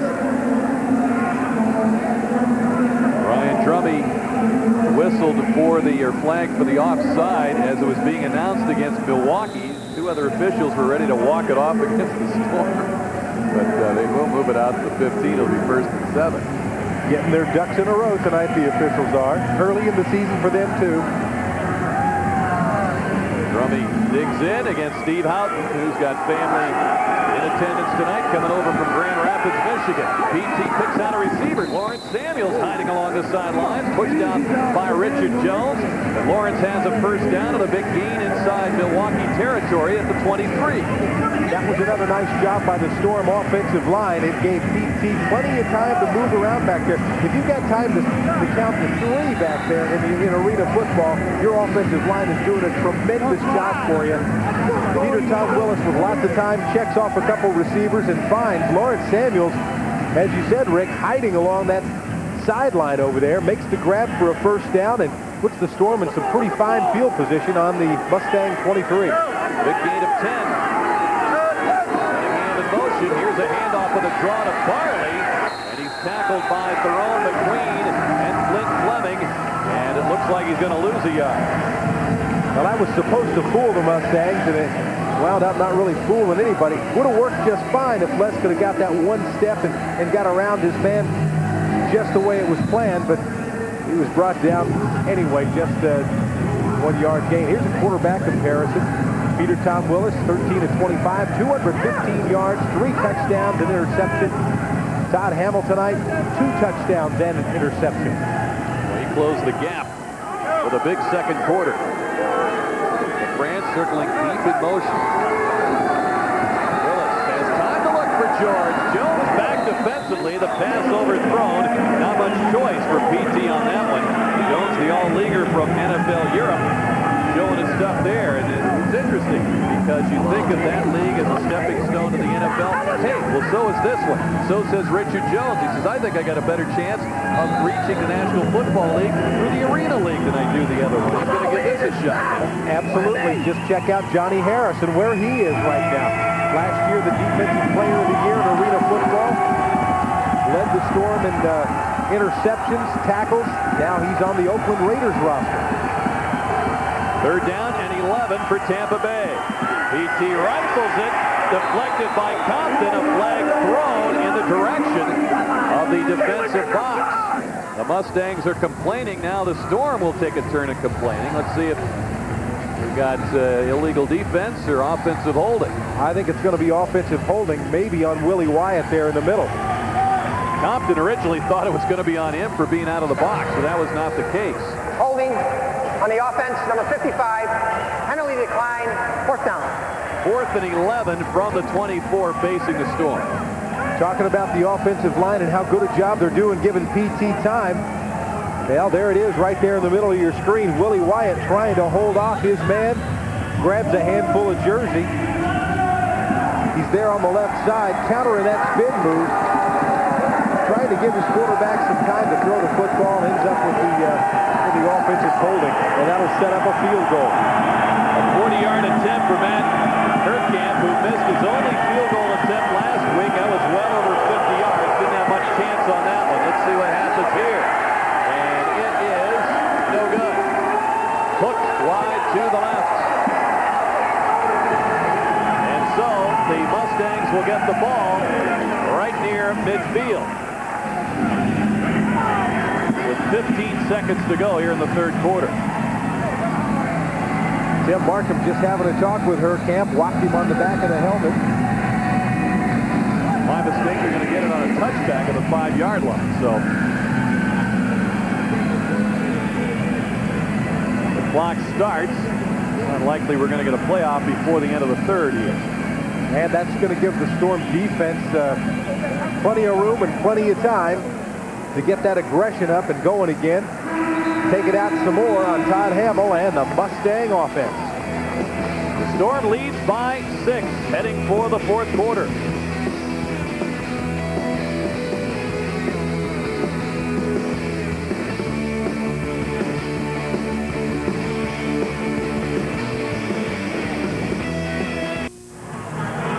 Checkers, proud sponsor of the Tampa Bay Storm. Visit Checkers for a 99-cent spicy chicken sandwich for a limited time only. And don't forget to get your exclusive Checkers Tampa Bay Storm Survival Pack. 4 Storm tickets, 4 Checkers combo meals, 4 custom T-shirts, all for just $39.95. To order, call 1-877-TB-STORM. Todd Hamill trying to get his Mustangs back in the fight here. A first down from the 5-yard line. Got the pass complete. Tracy Perkins on the play. They pick up 8 yards, though. And it'll be second down and 3. Coleman in the backfield. Riley the motion man. Duncan and Compton are the other receivers, and the pass behind Riley as he broke toward the sideline. A little miscommunication there. 3rd and 3 for the Mustangs. Well, through 3, here's what we've got as far as numbers for you. In the first down department, Tampa Bay with 10, Milwaukee 11. Rushing yards, the Storm lost another one. They're down to 1 yard rushing, but 211 total yards, 2 turnovers for the Storm, 3 turnovers for Milwaukee. That has been the key here tonight in Milwaukee. The Storm turned 2 of those 3 turnovers into 14 points, one directly on the interception returned by Thomas. As the play is allowed to continue, now Riley is ruled to be out of bounds, and of course, yellow flags litter the field. Lots of penalties here tonight on both sides of the football. No one was sure there whether they should continue with the play or not. And finally it dawned on the players, hey, there's no whistle. Let's finish this one out. Yeah, let's keep going. Todd Hamill pretty astute back there and fired away as we sort out the penalty here. Offside, defense, 3-yard penalty. It'll be a first down. That's a costly one there. The offside penalty giving the Mustangs exactly what they needed to get the first down. Tim Markham imploring his team to think. He's telling them from the sidelines over here, watch what's going on and think about what's happening out there. If we're going to win this game, everyone has to play together and be smart. Storm by 6 early here in the 4th. Hamill ducks as he had a wave of pressure coming, led by Andre Bowden, and down goes Todd Hamill at the 9-yard line. They'll lose 6. That whole pocket just began to implode on Todd Hamill with Willie Wyatt, Les Varley, and Andre Bowden. And here they all come. Willie Wyatt up front, Andre Bowden around the side, Les Varley hanging in there on the side, but it was finally Andre Bowden who did all the damage right there, and all Todd Hamill could do was duck. Wow, look at the sacks. 3 by the Storm, and 1 that accounted for 2 points in the safety by Milwaukee. Hamill on the drop, hit as he throws. Compton makes the grab. He's rubbed out by Henry at midfield. Penalty marker on the other side of the field. It looks like they're going to mark Compton out of bounds of the Storm 24, which would be good for a first down if the play stands. Another Storm penalty. They'll decline it and take the gain on a 17-yard hookup. On a defense, number 17, penalty refused, first down. So Todd Hamill right there, under some pressure, floats a little touch pass And Compton manages to haul it down just on the Storm side of the 25. Compton circles into your picture in motion. Here's a draw to Lincoln Coleman. Plenty of real estate. The big guy rumbles to the goal line, but he is stopped just short, inches away from pay dirt. Man, that guy is hard to bring down. And we've got another penalty. Lincoln Coleman running through the Storm defense. Nobody could stop him till he got all the way to about the 6-inch line. Here comes Lincoln Coleman. Man, that guy can go. Storm players all around trying to tackle him. Tracy Perkins trying to get him. Andre Bowden trying to get him. Finally, it's Rod Williams who manages to bring him down. But not before the Mustangs get within about a half a foot of taking the lead for the first time tonight.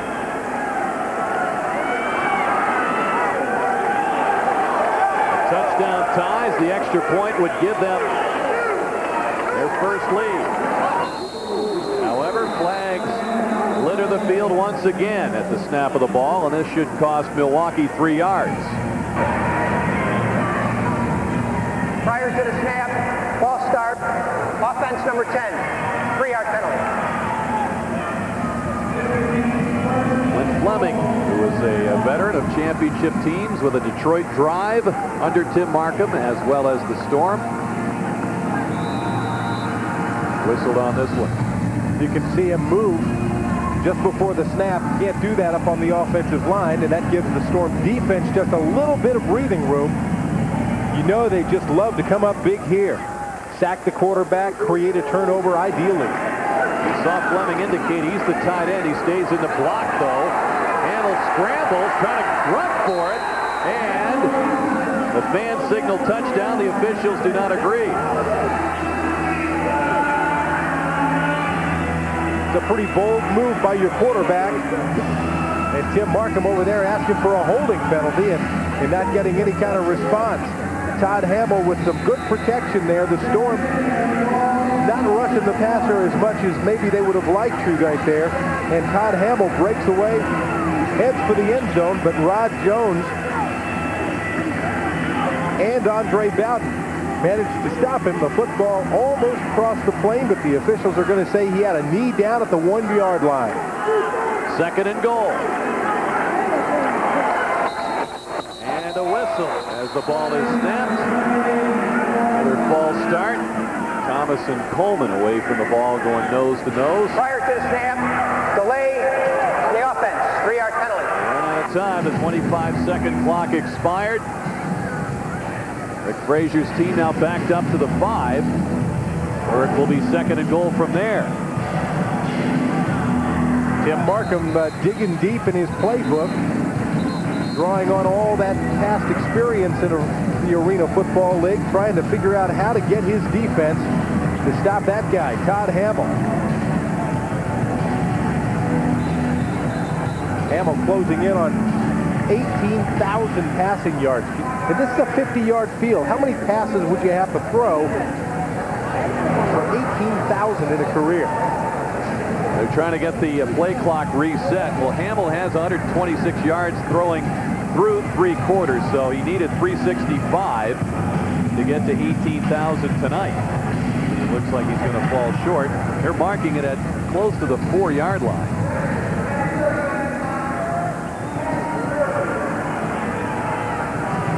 There's the play clock. It's at 25 seconds. They're trying to get it set. Are the officials ready? Yes, they are. They say play on. Okay, so it is 2nd and goal. Looks like from the 4, the penalties mounting. Man, that's killing the Storm. 12 penalties for 58 yards. Hamill looks toward the corner, and Compton does deflect to Riley, and he scores. The pass deflected, and it ended up with Sean Riley, and he scores to tie the game at 35. Oh my goodness, that's one of the most bizarre plays in arena football. I'll tell you what, the ball's live when it hits the sidelines, hits the pads, and here in this place, we have an incomplete pass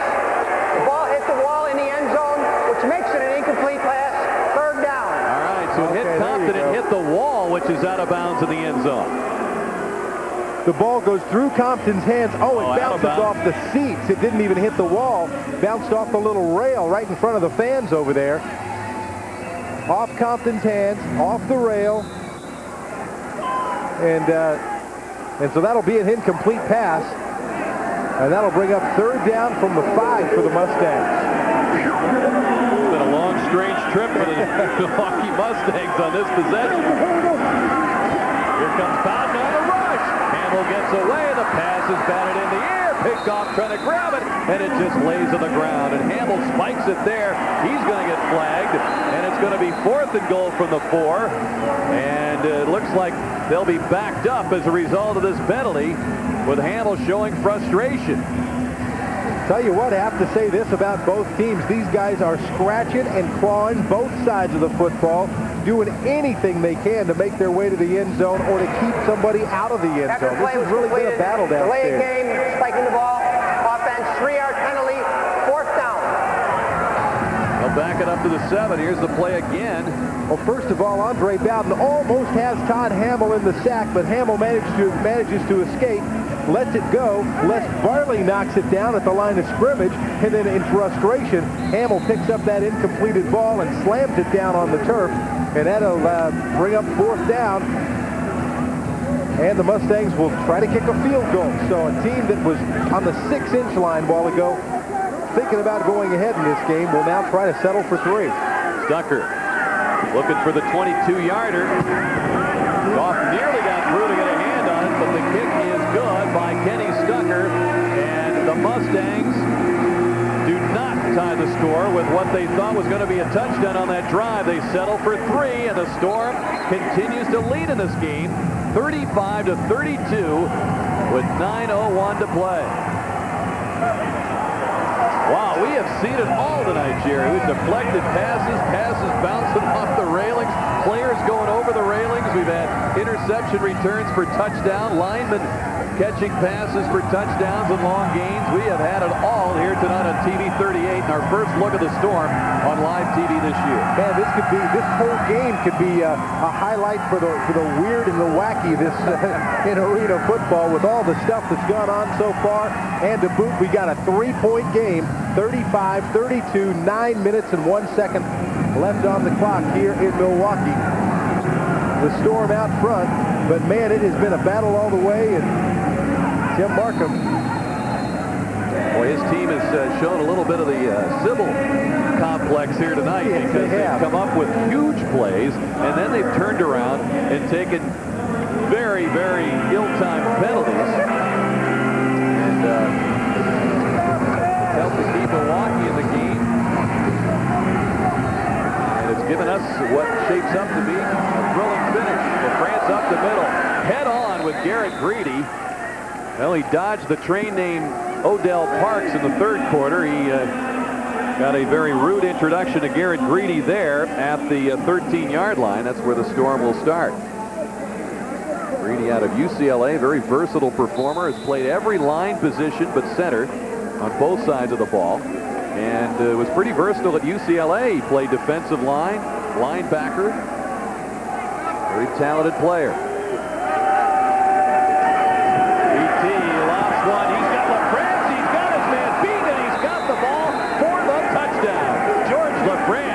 Responding with Willis, burning Chris Barber, and the lead, which had shrunk to 3 points, is now back to 9. And that's once again Peter Tom Willis making something happen there, because he's got a player, he's got a man all over him, hanging on him like a cheap suit as he lets go the football. Look at that, Peter Tom Willis with a nice touch on the ball, as a matter of fact, as Mike Ivey is hanging on him, trying to knock the football down, but George LaFrance reaches out, runs a perfect pattern, and catches a perfect pass, and gives the Storm some welcome breathing room here with time ticking away in the 4th quarter. Burkamp with the conversion, 42-32. Our score on a 32-yard pass from Willis to LaFrance. Peter Tom Willis taking the pressure right there, and Ivey does get a piece of PT's right hand after he lets go of the pass, but George LaFrance all the way down. Look at the poise that Peter Tom Willis has right there. Knows the pressure's coming, but says, hey, I know how to win in this game. 37 yards, and George LaFrance pulls it down. George LaFrance, what can you say about this guy? Anybody who can catch a touchdown pass like that and invent the George's water guy. He stuck that in there very shrewdly, Jerry. Yeah, you know, George LaFrance is a heck of a guy. You know, he plays some wonderful football. He's innovative. He's an inventor. He's a football coach, a role model to a bunch of kids, not only just his own, but a bunch of kids that he coaches in high school. And Peter Tom Willis, there's a guy, he might be shaking his head a little bit, but I'll tell you what, he is really more comfortable with this game of arena football than he's ever been. Had a lot of years in the NFL and was a very good quarterback as a backup in the NFL.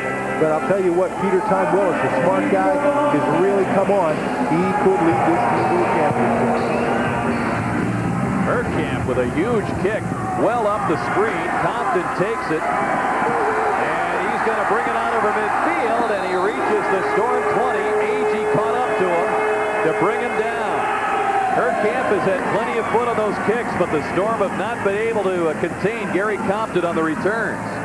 Gary Compton plays this one well off the screen, and it took a good bounce, lands right in his hands, and he finds a lane up the left side. And if not for Mel Agee, he's going to be in trouble there. Here's the numbers for George LaFrance. 4 catches, 67 yards, a couple of touchdowns tonight for George LaFrance. Campbell steps away from the rush from Farley. A great play defensively by Tracy Perkins as he closed quickly on Sean Riley to get a hand on that pass. And it will be 2nd down and 10 for the Mustangs from the Storm 20. We have got an injured Les Farley down on the field. He was the man who was trying to hinge and circle around a blocker to pressure Todd Hamill. And Todd Hamill did a nice job stepping aside there. There's the numbers on Les Farley. 6'2", 220 pounds in his 8th season in the Arena Football League. Plays both ways as both a fullback and a linebacker, and right there in his linebacker role.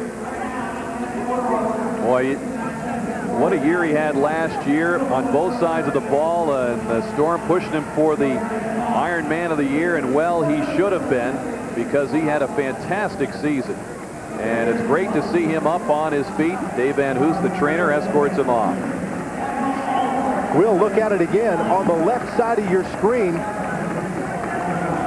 You see him step aside. Oh, and the quarterback just kind of bumps him a little bit. And Les goes down on his right shoulder. Looked like Bembry got a piece of him, yeah, too, looks coming like from the other side. His own teammate there. Here's a look at Todd Hamill, 202 yards tonight, 2 interceptions and 2 touchdowns. But for Peter Tom Willis, 249 yards and 5 touchdowns tonight for PT. 2nd and 10 from the 20. Hamill rolls left. Here's the shovel pass to Greedy. Breaks a tackle. Garrett Greedy rumbles to the end zone and scores. Lawrence Samuels thought he had him, but Greedy broke away. And they do rule it a touchdown. A 20-yard play that has brought the Mustangs to within 4 points once again. And how big is that for the Mustangs?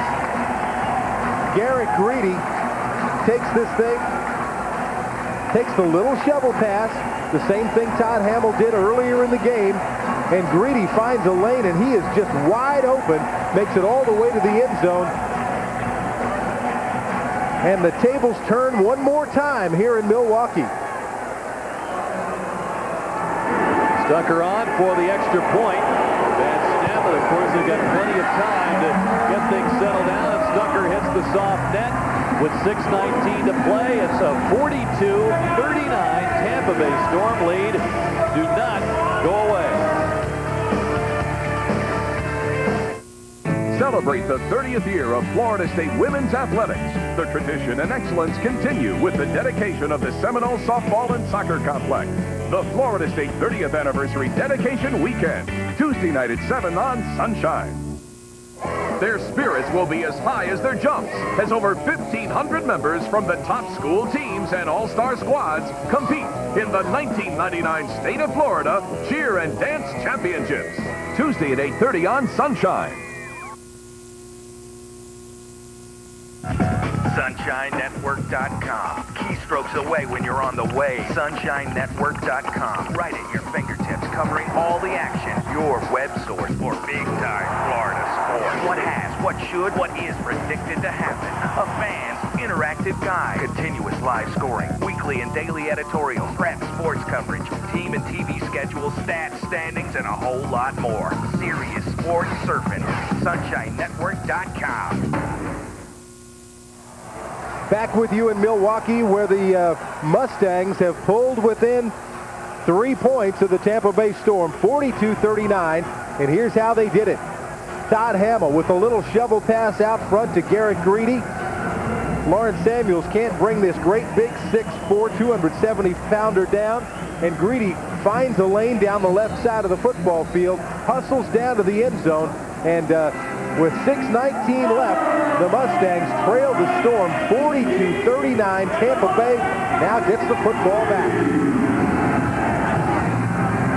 And the kick misses the soft net. It went over the crossbar and missed the net. You can't get a more perfect kickoff than that. And he Stucker doing his part to try to keep the Storm at bay. They'll start on the touchback from the 5-yard line. So PT with his 5 touchdowns, looking for a 6th here. Now this is where poise and experience really will come into play. The Storm, look at total yards, pretty close there. Tampa Bay 249, Milwaukee 239. France in motion, Cunningham and Samuels the other receivers, and Melvin Cunningham short gets the pass. Trying to outmaneuver Wayne Wade. He gets across midfield to the 24-yard line. They pick up 21 yards on the play and enter Milwaukee territory. A big play for a first down for Melvin Cunningham and the Storm. Melvin Cunningham had an awful pretty touchdown earlier in the night. Weaved and juked and jived his way all the way down there, and now that was a big play, giving the Storm some much-needed breathing room with 5.5 minutes left on the clock and clinging to a 3-point lead. France in motion, the pitch to Bowden. George throwing a block in front of him, and Andre is sent into the boards hard by Mike Ivey. At the 21-yard line, he'll get 3, 2nd and 7. Storm's been pretty good tonight, Jerry, in mixing up the plays. A run here that might draw the defense in, maybe open up something deep for them. They've shown the deep pass. They've had great success with a deep pass. That's opened up short passes like the one we saw to Cunningham earlier. Let's listen to the sound here. I don't care how tough you are. That's a darn physical game right there. 2nd and 7. Looking down the sidelines for Samuels, and he was bumped along the way. Rodney Mason is going to be whistled here for either pass interference or the illegal contact. Pass interference, an automatic first down for the Storm. And that's a nice break for the Storm. Pass interference, defense number 3, 8-yard penalty, automatic first down. Here's the look at it again. Peter Tom Willis actually overthrows Lawrence Samuels just a little bit. Maybe he would have had a chance to get to that football had not Rodney Mason had his hands all over Lawrence Samuels. Nonetheless, that'll give the Storm a first down on the 13.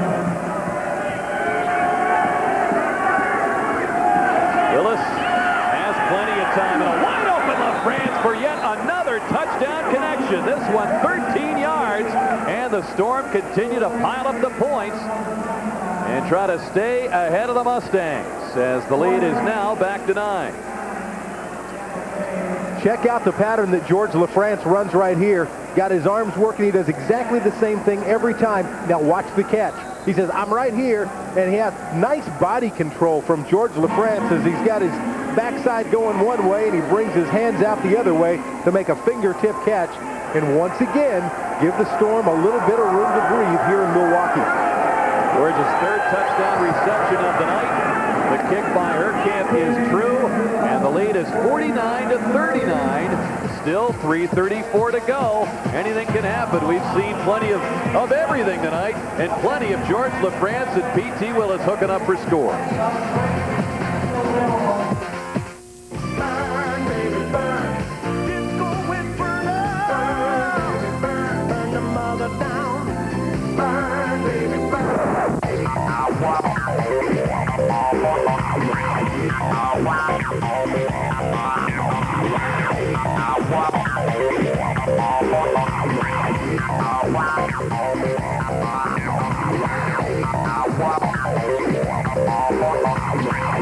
Checkers, fresh because we just made it. Lace up your running shoes. The 1999 Corporate Run Series is sweeping across Florida.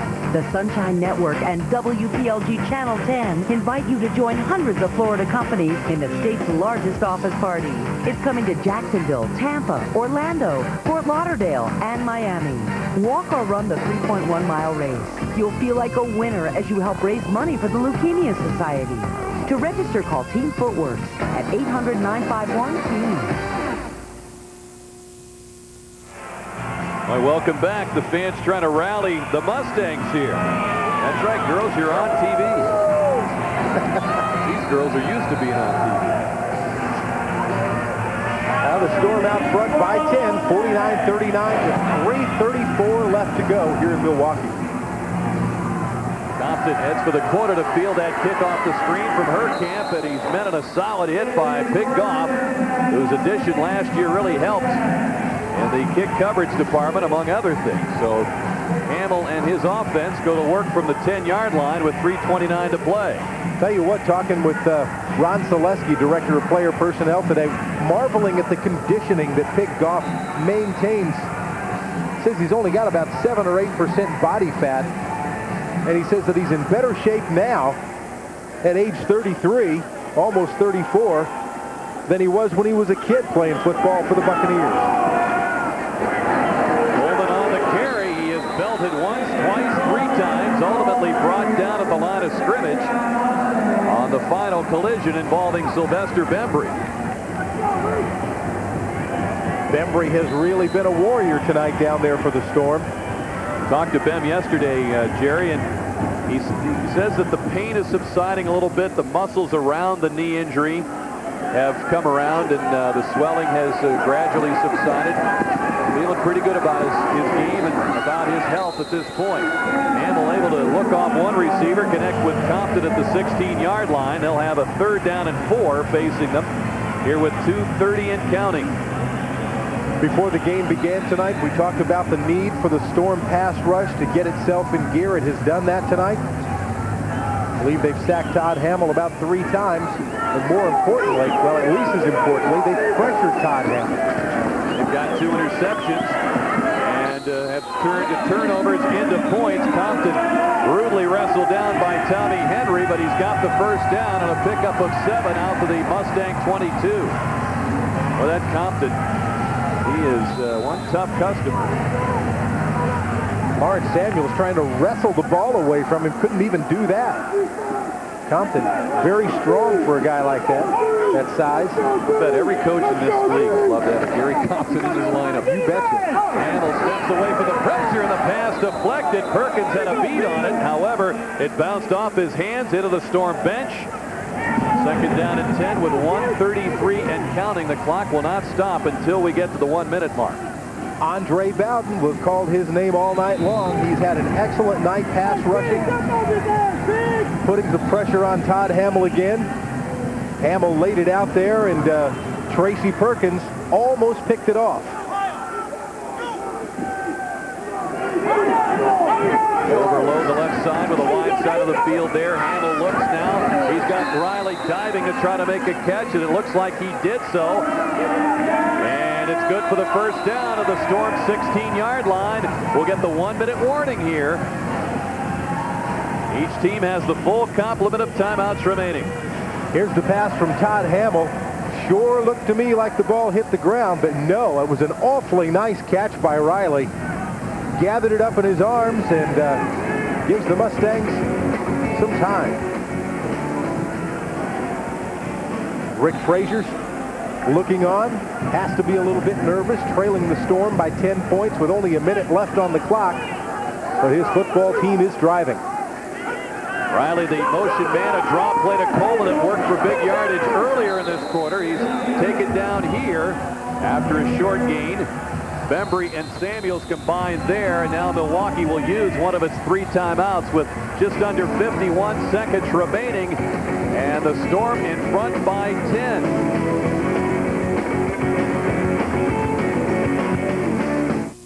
People ask me, what's a family sports pub? I tell them, it's a neighborhood type of place for families and sports fans. Plenty of TVs with burgers and Buffalo-style chicken wings. Hi, can you get the Lughead State game on TV? Lughead State? It's a real small company. How small? Well, I'm the only Lughead. I mean, only Lughead fan here. If we can get it, you can watch it. Who is Lughead? Loves Beef O'Brady. Beef O'Brady's Family Sports Pub. Every neighborhood should have one. The country's best tennis players will be holding court when the NCAA Division I Women's Tennis Championships invade the University of Florida in Gainesville. See the drama unfold at Linder Stadium Ring Tennis Complex May 20th through 28th. For tickets, call 1-800-34-GATOR. That's 1-800-34-GATOR. Or log on to NCAAChampionships.com. Don't miss it. Sunshine Network Live, an interactive sports talk show for the greatest sports fans. Call in, surf in, mail in, tune in. Your chance to get in the pile and stir it up. You up against these guys, the sports writers. They know every sport they never played and every team they never coached. From Tampa to Miami, to Jacksonville to Gainesville, Orlando to Tallahassee. A Florida Sports Cold War. Weeknights at 10 on Sunshine Network Live. On the next Going Deep, get behind the scenes with the real Jerry Maguire, Agent Lee Steinberg. It's still fun. It's still exciting. Then Chris Myers goes inside with Gary Sheffield. Going Deep, Sunday at 9 on Sunshine.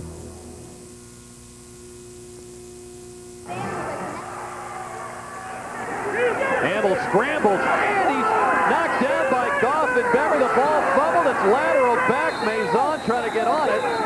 And let's see. Back at the 19-yard line, Rodney Maison saved the play there as Hamel was decked on a sack involving Bembry, and the scramble for the ball was on from there. What a wild turn of events right here. Todd Hamel being chased down. He's sacked by a combination Sylvester Bembry onto Andre Bowden. Ernest Allen picks up the football, gets hit and stripped from that.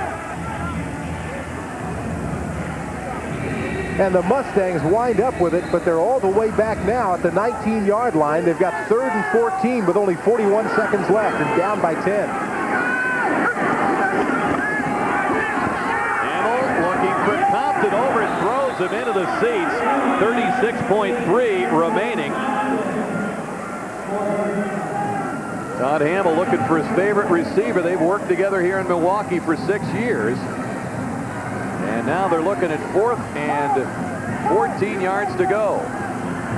I'll tell you what, the Storm defense, give these guys a lot of credit because this really has been an up-and-down game. They've given up some big plays, but they have caused some big plays, some turnovers, got some points off turnovers. And now we're going to kick a field goal. They're going to go for the 3 now. They're down by 10. Hamil's got time to recover that snap. The kick by Stucker. Boy, he's Mr. Automatic from there. That's a 34-yard field goal for Kenny Stucker. It's 49-42, 31.3 to play, and a very interesting 31.3 lies ahead for us, I'm sure. As Stucker connects on his 4th field goal of the night. So now this is where Tim Markham calls his guys together down there and says, we have to be smart. We make no mistakes here, no penalties. You know how to play this game. You know how to win this game. He's talking to every man personally down there, telling every guy, you know what you have to do. You know what you have to do. Well, what they have to do is be on the lookout, certainly, for the onside kick. must travel 10 yards for the Mustangs to recover it. As they've got 31.3 remaining. And Tim Markham wants a timeout. That will leave the Storm with 2 timeouts. The Mustangs have 2 remaining also. We look at Stuckers. We told you the first player drafted. Expansion draft selected by the Mustangs back in '94, and he ranks second in many categories all time in the Arena Football League, behind Mike Black in total points by kickers, field goals, and so forth. He has passed the 100 field goal mark with 4 tonight. Your kicker can be maybe the most important guy on the team when you've got a game like this on the line. Tim Markham getting everybody settled down there, continuing with Eddie Vowell looking on. David Knaus, Ron Selesky on hand, the other assistant coaches. Sylvester Bembry being told exactly where he's going to go here. Stevie Thomas out there, as well as Tracy Perkins. These are all the old hands, save for Melvin Cunningham, who has awfully good hands. A 53-yarder by Stucker ended the first half. That was a big play for Milwaukee. Now the up men, the Storm will have 7 guys within 5 yards. As the kick is bounced to the 10, it's grabbed by Lawrence Samuels. He's got it at the 10-yard line.